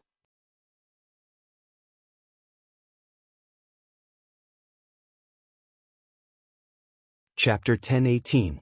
In the 33 heavens, the supreme Daluocean. In the palace of Tao Origin, red-browed Taoist suddenly let out a muffled groan. His body trembled slightly, and a trace of purple blood slowly flowed down from the corner of his left eye. Many of the powerful figures in the palace of Tao Origin were shocked. What could affect red-browed Taoist's body and injure his incomparably noble Dharmakaya? The other 8 Daozu looked over worriedly. Red-browed Taoist snorted coldly and said indifferently, "It doesn't matter. The Great Purity White Lotus has been taken away." With a wave of his hand, an immortal light flashed through the air and displayed the process of red-browed Taoist's divine clone being killed in the Great Purity White Lotus. First, the four-faced, 18-armed Buddhist golden body launched a thunderous attack, which was almost a sneak attack. Then, the red-browed Taoist opened his eyes, and his profound spiritual power suppressed the Buddhist golden body to the point that it could not move. Finally, the red-browed Taoist was restrained by the words of the golden body and did not continue to attack. The eyes of the golden body spurted out 7-colored rays of light and shattered the avatar of the red-browed Taoist. "Amitabha!" Red-browed Taoist called out in surprise. "Amitabha!" White-browed Taoist, one of the 9 Daozu, sneered and said, "This boy has hidden his strength well. It's not surprising that he has such a cultivation base. In so many years, he is the first person to force the successor of the Lord Buddha from 100 generations ago to almost betray Buddhism. With such behavior, he can still hold the position of Lord Buddha. His means and cultivation base can be imagined." Red-browed Taoist said indifferently, "In that case, Amitabha's spirit has at least reached the Tao-fusing realm, but his magic power is slightly lacking. However, as long as he reaches the Tao-fusing realm, it will be easy to accumulate magic power. In addition, he has obtained the Great Purity White Lotus. If he really reaches the Tao-fusing realm in the future, he will be a strong opponent." Red-browed Taoist sneered and judged Amitabha. "But he dared to hurt my divine clone. How can he have the opportunity to reach the Tao-fusing realm?" The other Daozu nodded at the same time and said in unison, "It's time to teach the Buddhists a lesson for wreaking havoc." They looked at each other and red-browed Taoist shook his head slightly. He had already signed a contract with the Wahuang clan and the others, so it was not appropriate for him to act personally. However, there were many things that one didn't need to do personally. Since the Buddhist sect had done such a thing, it meant that they had completely fallen out with them. What else was there to say? As they were exchanging their opinions, a bright light suddenly flashed on the divine seal decree. A name and a figure flashed past. Many mighty figures of the Tao sects in the primordial Tao palace cried out in shock. It was Zhang Tingyun's figure. In just a few words, Zhang Tingyun had actually been killed? There was also the scene of him being killed on the list of investiture of the gods. A huge foot descended from the sky and crushed the entire myriad spirit palace. Zhang Tingyun, who was a peak-level primordial immortal, did not even have time to dodge, and was crushed to death by the foot like a cockroach. The corners of red-browed Taoist's eyes twitched. He was the mysterious nameless Taoist in the story of Zhang Tingyun's miraculous rise in the Ling dynasty. In other words, Zhang Tingyun was actually his nominal disciple. Although Zhang Tingyun was the candidate selected by the 9 ancestors of the Dao sect to carry out the plan of investiture of the gods, he was the nominal disciple of red-browed Taoist. It did not matter if he died, but the foot had landed squarely on red-browed Taoist's face. With a sneer, red-browed Taoist casually struck the list of investiture of the gods. He wanted to guide Zhang Tingyun's soul into the list of investiture of the gods, and then he would make Zhang Tingyun the human emperor during the investiture, no matter how short the time was. This went against the Dao sect's plan, but for the sake of his reputation, red-browed Taoist could not care less. However, with a flash of black and white spiritual light on the list of investiture of the gods, Zhang Tingyun's soul let out a miserable howl and suddenly turned into 10 beams of spiritual light that fled into the samsara. It was the same situation again. This strange scene had happened several times in the past few years. At least more than 70% of the targets of the Ling dynasty's intention of investiture had all their cultivation removed after their death, and then they were forced into the 6 paths of reincarnation. The souls of the fallen generals of the Ling dynasty were not important. 30% of their souls entered the list of investiture of the gods, which did not have much impact on the Dao sect's plan. Anyway, their ultimate goal was to become a god, so it did not matter who they conferred the title on. As long as there were enough souls to be rewarded, there was no difference between the souls of the generals of the Ling dynasty and the souls of ordinary soldiers. But Zhang Tingyun was different. He was the emperor of the Ling dynasty. If even his soul was sent into the samsara, how could the 9 Daozu keep their faces? Roaring furiously, the 9 Daozu sent all their soul powers into the list of investiture of the gods. A dazzling light shone in the sky, and a bright light was emitted from the palace of Dao Yuan, instantly illuminating the 33 heavens. The strong light stopped those devil gods who had been fighting in the 33 heavens. Hua Huang's clear and indistinct voice rang out in the air. Fellow Taoists, are you going to violate your oaths? The 9 Dao ancestors were enraged. Gnashing their teeth, they took back the bright light released from the divine investiture list, but the strong spirit power spread across the entire Pangu world and locked on Zhang Tingyun's soul. They had promised not to attack anyone, but they were using the power of the list of investiture of the gods to save the soul of their disciple. This was not against the rules, was it? As expected, Hua Huang clan did not say another word. Gnashing their teeth, the 9 Daozu joined hands and pulled Zhang Tingyun's soul out of the 6 paths of reincarnation. The list of investiture of the gods shone brightly, and Zhang Tingyun's soul was finally sucked into it. With the power of the list of investiture of the gods and all the powers of the 9 Daozu, Wu Qi dared not to use the Book of Life and Death and the soul-hooking pen again. So he simply let the 9 Daozu do it. After all the power in Zhang Tingyun's immortal soul had been destroyed by him, and even the emperor aura of the Ling dynasty had been shattered. Now, he was just an ordinary mortal soul. How could he get a good position when he became a deity in the future? Wu Qi did not care about Zhang Tingyun's soul at all. Happily, he brought the great purity white lotus back to the East Sea. Now that he had found a good treasure, he had to refine it as soon as possible. Not only that, he had to change its appearance as soon as possible, so that the owner of the treasure would not discover its true appearance. Wu Qi was familiar with this method. Yuan Ling was a top-notch expert in artifact crafting, and there were countless methods in Scroll of Stealing that could change the appearance and conceal the aura of stolen magical treasures. With both methods combined, this great purity white lotus would be Wu Qi's. A loud boom rang out, and Zhang Tingyun's soul returned to the list of deification. As soon as he entered the list of deification, he roared at the top of his voice, "No, I won't die. Master, Daozu, how could I be killed? I'm the human emperor. I'm the sacred emperor of the human race. The faces of the 9 Daozu turned extremely unsightly. Shut up! Taoist Whitebrows cried out sternly. The more noisy Zhang Tingyun was, the angrier the Daozu became. He was the human emperor, the sacred emperor of the human race appointed by Tao League, the future great celestial emperor, and the fated chance of fusing with the Tao. This was the plan that the 9 Daozu had been planning for countless years, and it was the target that they had set up beforehand. Now that Zhang Tingyun was trampled to death, it was a slap in the face of the Daozu, and yet he was still yelling here. Wasn't he deliberately slapping the faces of the Daozu? With a wave of his hand, he sealed Zhang Tingyun in the depths of the list of deification, preventing him from yelling. Gritting his teeth, Red Eyebrows Taoist pulled out a fist-sized red seal from his sleeve.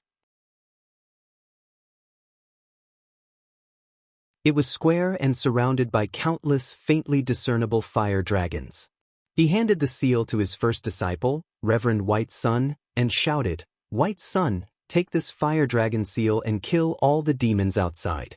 Then, you 3 brothers will lead a group of fellow disciples to the Ling dynasty and select a member of the Ling dynasty to ascend the throne and continue the deification plan."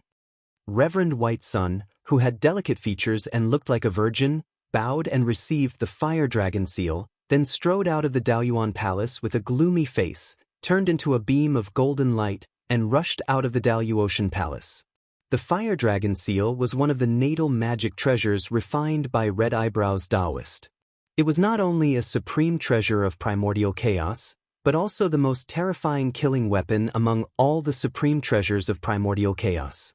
It was a magic treasure specialized in killing.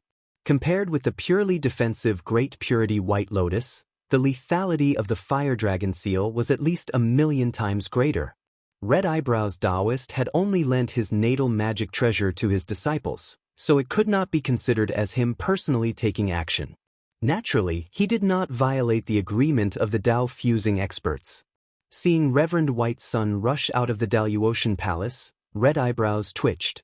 He sneered in a low voice and said, "It's fine that the Wahuang clan lured the demons of the foreign domain to break the trap. She's a woman alone, so it's understandable that she used this method. But those 7, do you think we can't see that among those devils in the formation, the ones with the strongest cultivation base are all cultivating Buddhist techniques?" The 9 Daozu looked at each other for a while, and then Reverend White Eyebrows said lightly, "Senior brother, you mean?" Red Eyebrows Taoist pondered for a moment, then slowly nodded and said, "That's exactly what I said." After another long silence, the other Daozu said indifferently, "Let's kill these demons first. We won't reach that step for the time being. If we really do that, the chances of us 9 brothers will be greatly reduced, and outsiders will benefit for no reason." Red Eyebrows Taoist's eyes flashed and he said lightly, "Since that's what you said, let's wait and see.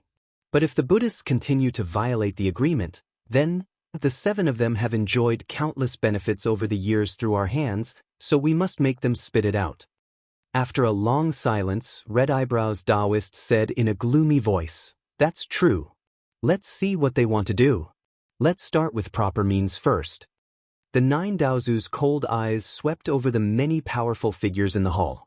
These disciples of the Daozu bowed slightly and stood respectfully, not daring to look up and meet the terrifying eyes of the Daozu.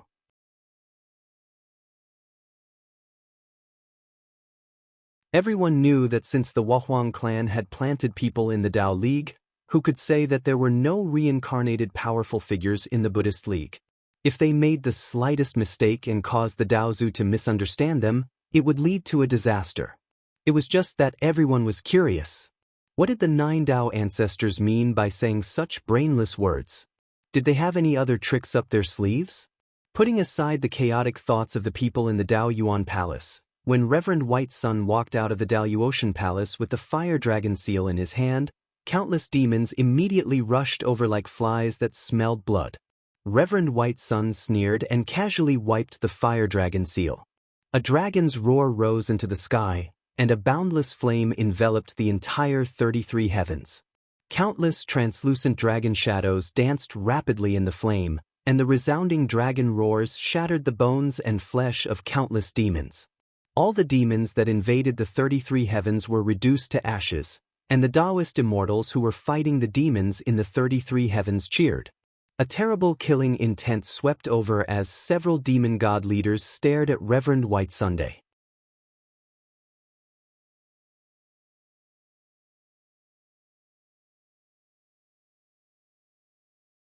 Chapter 10:19. With the vast 36 heavens of Tao as the core, countless fiend gods from other domains breathed out smoke and clouds, forming a great array that looked like a burning black lotus flower.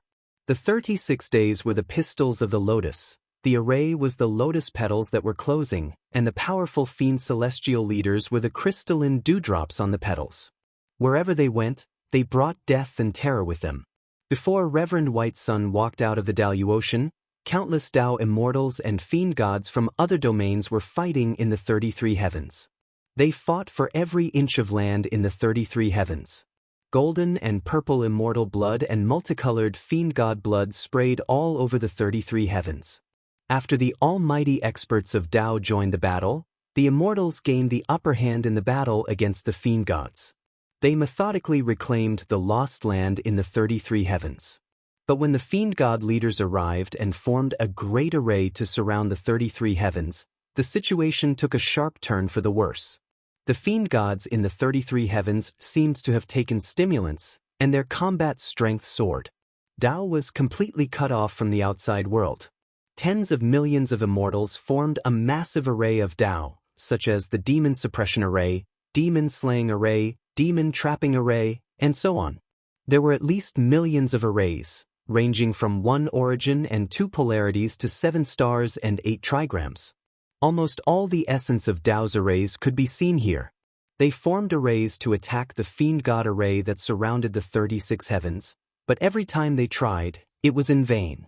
At the core of these fiend god arrays, a strange-looking 3-layered, 3-legged cauldron floated in a black fiend flame. This cauldron was the core of the fiend god array. All the fiend god's powers were injected into it, refined and fed back into the bodies of all the fiend gods. The power of countless fiend gods became balanced and pure, and all their powers were connected into one through the cauldron, making the array unbreakable. No matter how the immortals' sword beams rained down like rain, or how powerful immortal spells formed waves that struck the array, the fiend gods in the dark clouds did not move. They roared and provoked the immortals, but whenever the immortals attacked them, they would immediately hide in the dark clouds.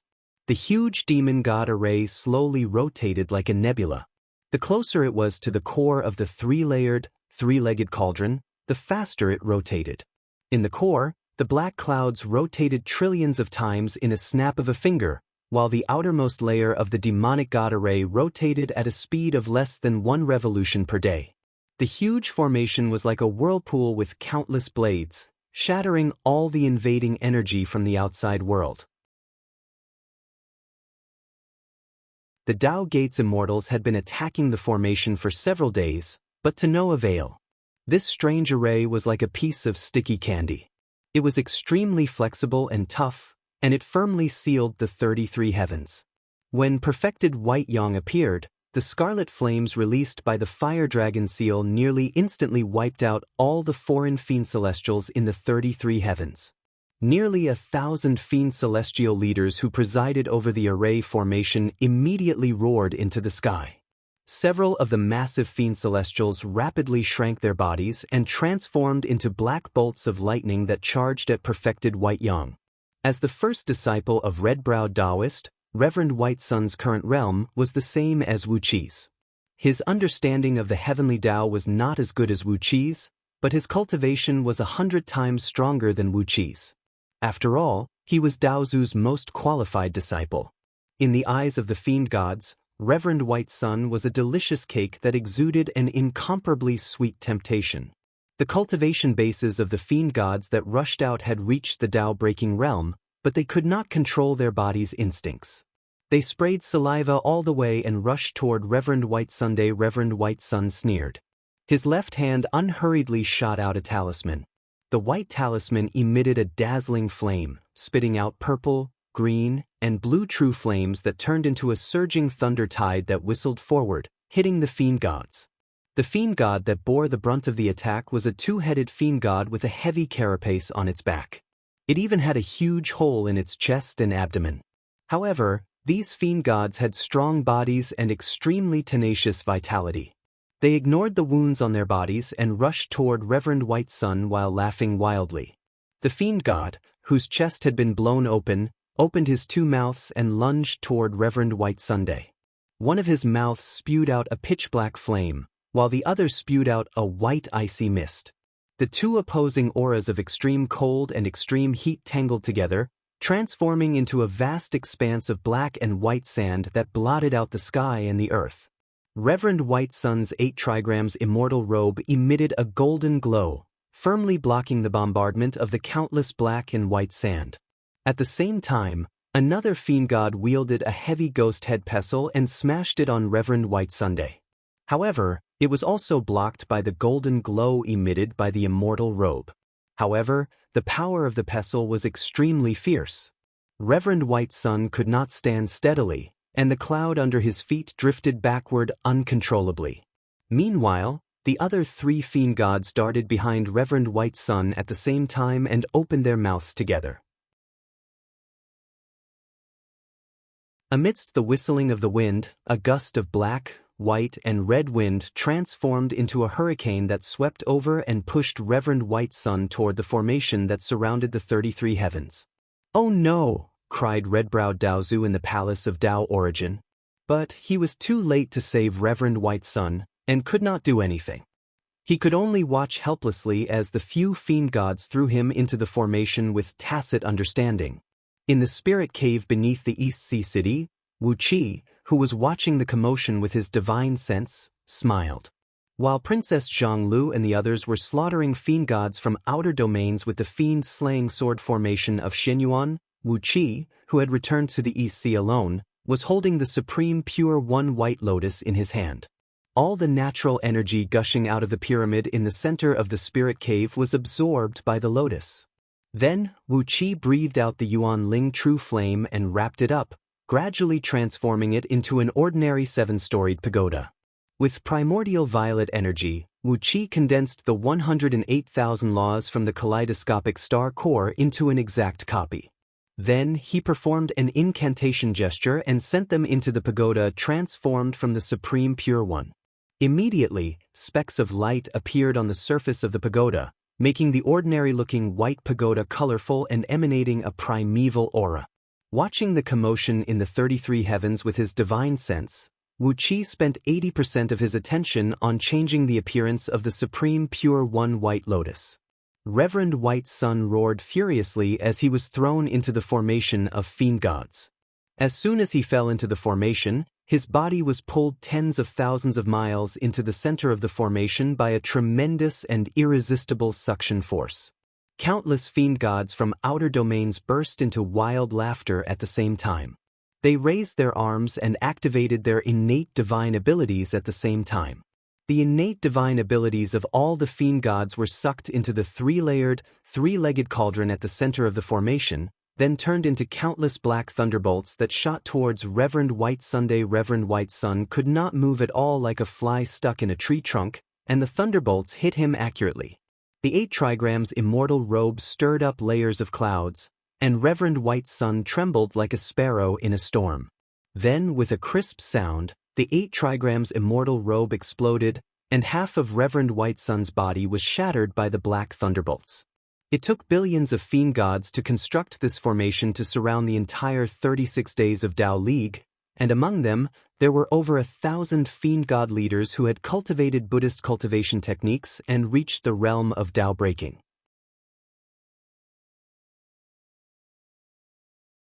Even if only 1/10,000th of the fiend gods attacked, their attacks would be absorbed by the 3-layered, 3-legged cauldron and refined into thunderbolts that struck Reverend White Sunday.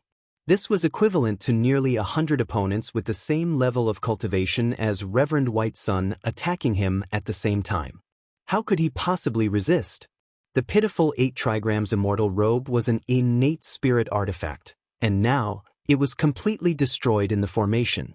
Reverend White Sun gave a painful cry as he sprayed a mouthful of blood onto the fire dragon seal. The seal emitted a blinding red light, and a boundless flame swept out in all directions, turning all the black mist and fiend gods in its path into nothingness. 99 long red worms that looked like dragons slowly crawled out of the flame. They roared furiously, waved their claws, and flapped their wings crazily, shooting out one column of fire after another that swept across all directions. This was the fire dragon seal, one of Crimson Daozu's natal magical treasures. It was a supreme primordial treasure specialized in killing, and its power was truly terrifying. A huge hole that was hundreds of thousands of miles wide was burned through the Great Formation, and all the fiend gods in the area were either dead or wounded. Even the two fiend god leaders, whose cultivation bases were equal to Reverend Whitesun's, were badly burned. They had each lost an arm and a leg, then fled in panic. When he thought of his master's decree that he should kill all the fiend gods in the outside world with the fire dragon seal, Reverend Whitesun threw his head back and let out a long roar. Ignoring the fact that both of his legs had been destroyed by the thunderbolts, he coughed out mouthfuls of blood essence to activate the fire dragon seal to burn the surroundings, making all the fiend gods flee in all directions. None of them dared to come within 100,000 miles of Reverend Whitesunday. The fire dragon seal was best at destroying evil and slaying fiends, and its firepower had the power to burn all evils in the world. All the fiend gods in the outer domain had an evil aura in their bones, and the fire dragon seal happened to be the nemesis of their enemies. Reverend Whitesun gnashed his teeth and slaughtered all the fiend gods around him. His left hand once again sent out a spirit talisman that emitted a misty white light to protect himself. In the white light, Taoist Red Eyebrows' true form could be vaguely seen. This was a protective talisman that Taoist Red Eyebrows had personally made and given to his disciples. Suddenly, a Buddhist chant rang out, and dozens of fiend god leaders emitted a dark golden light at the same time. Their bodies squirmed like flowing water, and soon, they transformed into strange Buddhist golden bodies. For example, the fiend god that was injured by Reverend Whitesun's thunderbolts just now had 8 heads and 8 arms, and his body was covered with a thick carapace. These fiend gods emitted a dark golden Buddhist light, which temporarily blocked the burning flames emitted by the fire dragon seal. The Buddhist light surged out of their bodies like countless lotus flowers blooming and withering in an instant. Using the Buddhist light as a cover, they rushed to Reverend Whitesun's side and used all their strength to attack him with all their might in that 1/10,000th of a second. They had all used the Buddhist mighty Vajra invulnerable divine power, which increased the strength of their bodies by 100 times. When Reverend Whitesun was attacked by dozens of fiend gods who were only slightly weaker than him, his body below his chest and abdomen exploded, leaving only half of his chest, 1 head, and 2 arms intact. With a roar, he turned into a bloody light and fled back to the Daluocean under the protection of the fire dragon seal. By the time he returned to the primordial Dao Palace, his face was pale, and he had lost more than 30% of his cultivation. Taoist Red Eyebrows slowly stood up and said indifferently, "Those 7 old bald donkeys have really fallen out." The other 8 Daozu looked at each other and nodded at the same time.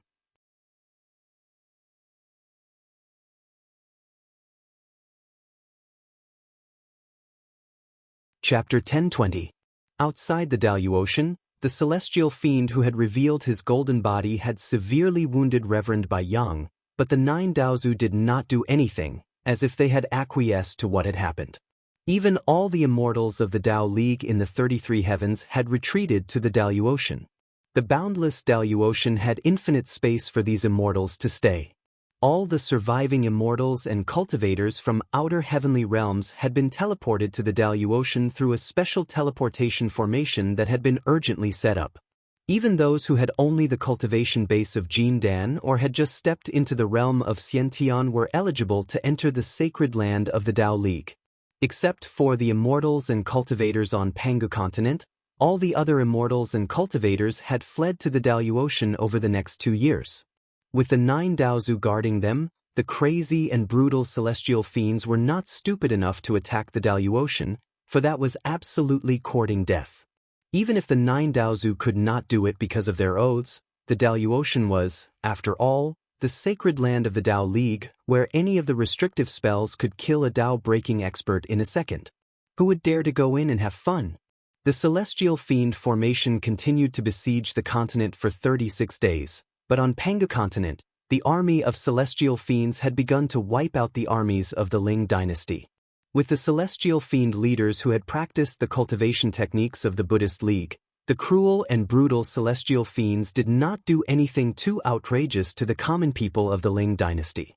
Occasionally, they would eat a few mortals for a sumptuous meal. The frequency of them eating mortals was even less than the great deeds of Catfish, Goldhorn, and others who served under Wu Qi.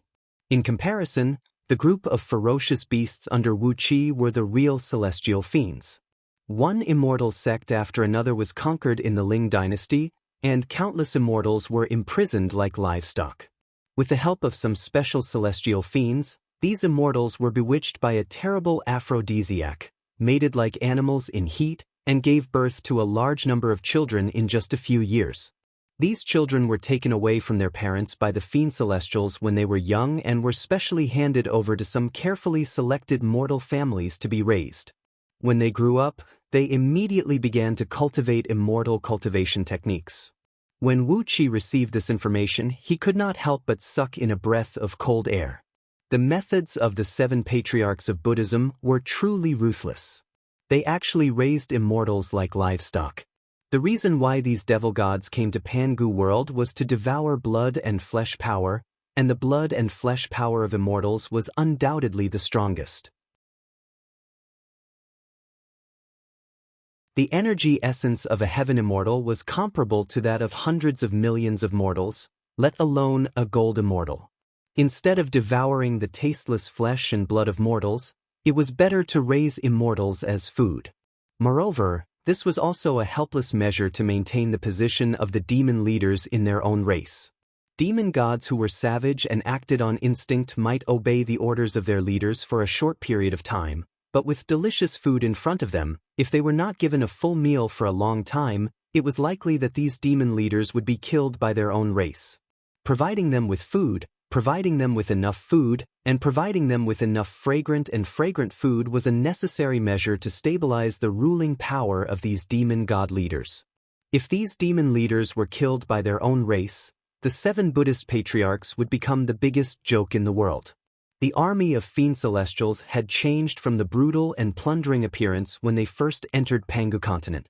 Instead, they slowly and steadily began to take over the territories of the Ling dynasty.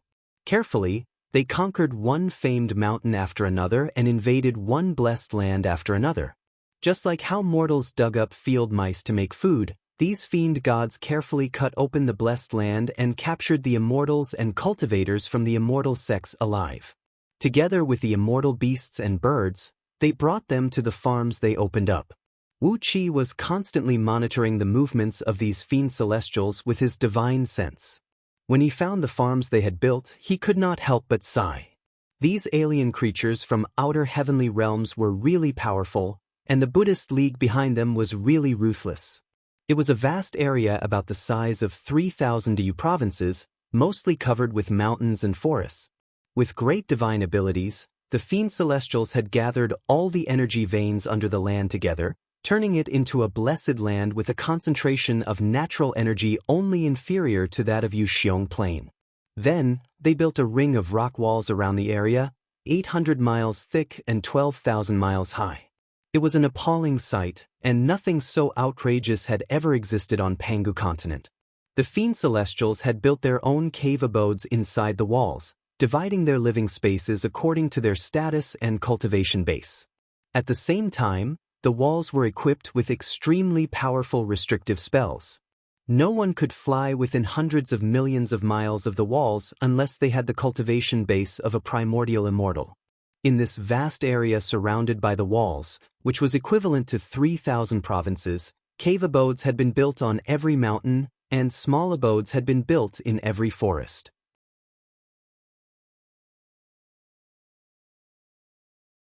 The captive immortals were forced to stay in these abodes, having sex and giving birth to babies day and night. There were also a large number of mortals in this area, who were responsible for raising the offspring of the immortals and raising them into adults. The offspring of these immortals only practiced the most basic cultivation techniques, And they did not know any other divine abilities or mystic arts. They did not know anything like alchemy or artifact refinement, and it was even more impossible to teach them offensive spells such as the thunder magic of 5 elements. Their daily task was to cultivate, and cultivate again, just like the pigs in a pig farm. When they were white and tender, they could be baked into a delicious roast suckling pig. About 70% of the immortals and cultivators in outer heavenly realms had come to Panga continent, and they had basically joined the Ling dynasty's camp. But now, they were all captured by the Fiend Celestials, and none of them had escaped. The huge population determined that these immortals and cultivators could provide the Fiend Celestials with abundant and high-quality meat. While the army of Fiend Celestials was preoccupied with capturing the immortals alive, the Ling dynasty's army, which was attacking Diyu, had lost its leader and was at a loss of what to do. In the Battle of Wanling City, Zhang Tingyun's White Lotus of Great Purity was stolen by Wu Qi, and he himself was killed by the Fiend Celestials.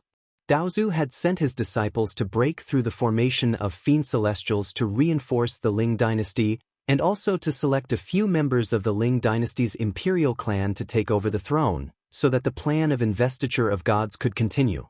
But when those Fiend Celestials brazenly revealed their golden bodies of Buddhism and seriously wounded Reverend Bai Yang, the 9 Daozu were furious. In their anger, they came up with other plans, and so they simply gave up on reinforcing the Ling dynasty. As a result, the imperial clan of the Ling dynasty was wiped out, and all the important ministers of the Ling dynasty were killed, except for a few lucky ones who managed to escape. The huge army that had gone to Diyu was ruled by no one, and the soldiers were in a state of panic. If it had not been for the strong suppression of the upper generals, the army of the Ling dynasty would have long dispersed.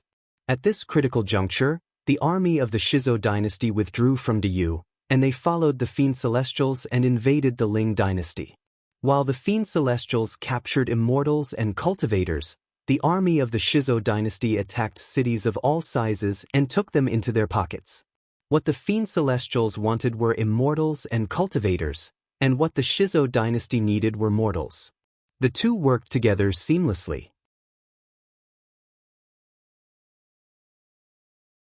Wherever the army of Fiend Celestials passed, the defenses of all the cities were destroyed, and the army of the Shizo dynasty easily marched into those cities.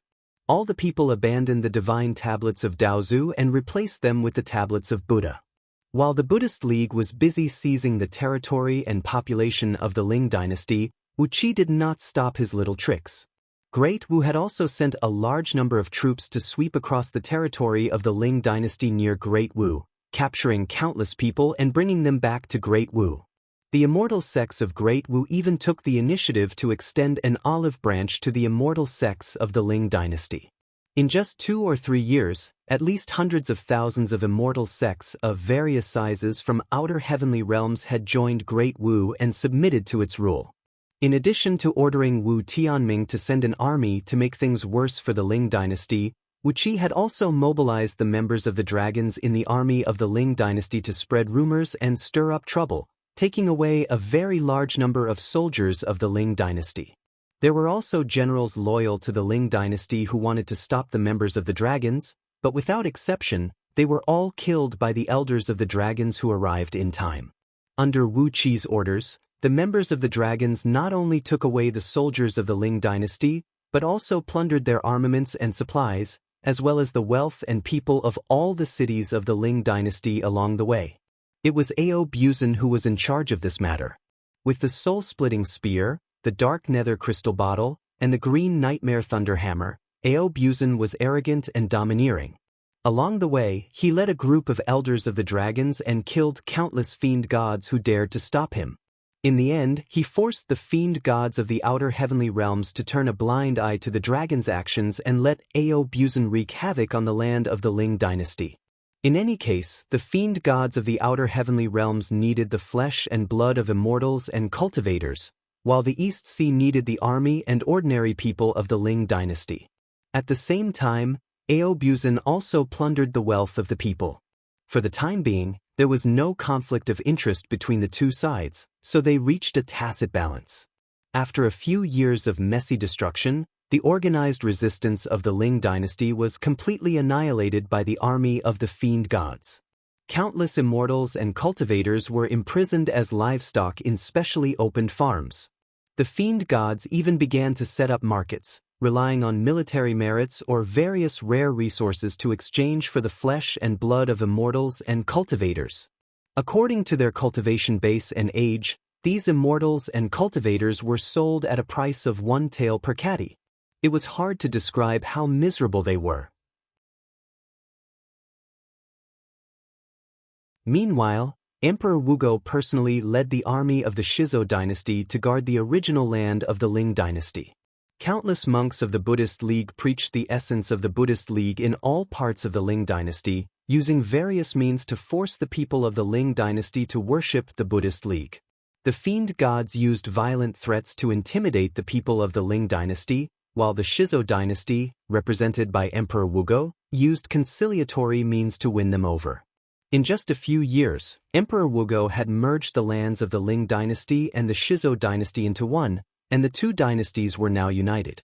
In terms of momentum, he was strong enough to compete with Diyu. 6 years after Zhang Tingyun was killed, the last resistance of the Ling dynasty was completely wiped out by the dragons, and the Ling dynasty was destroyed. The situation on Pangu continent was getting more and more unpredictable. Undercurrents were surging in Pangu world, giving off an uneasy atmosphere. You're tuning in to the Passion Pages YouTube channel. We're so grateful for your support, and don't forget to subscribe to join us on this incredible journey through captivating stories. Your generosity through donations truly makes a world of difference, as it's the primary source of revenue that allows me to expand and enhance this channel for you. Thank you from the bottom of my heart for being a part of this adventure.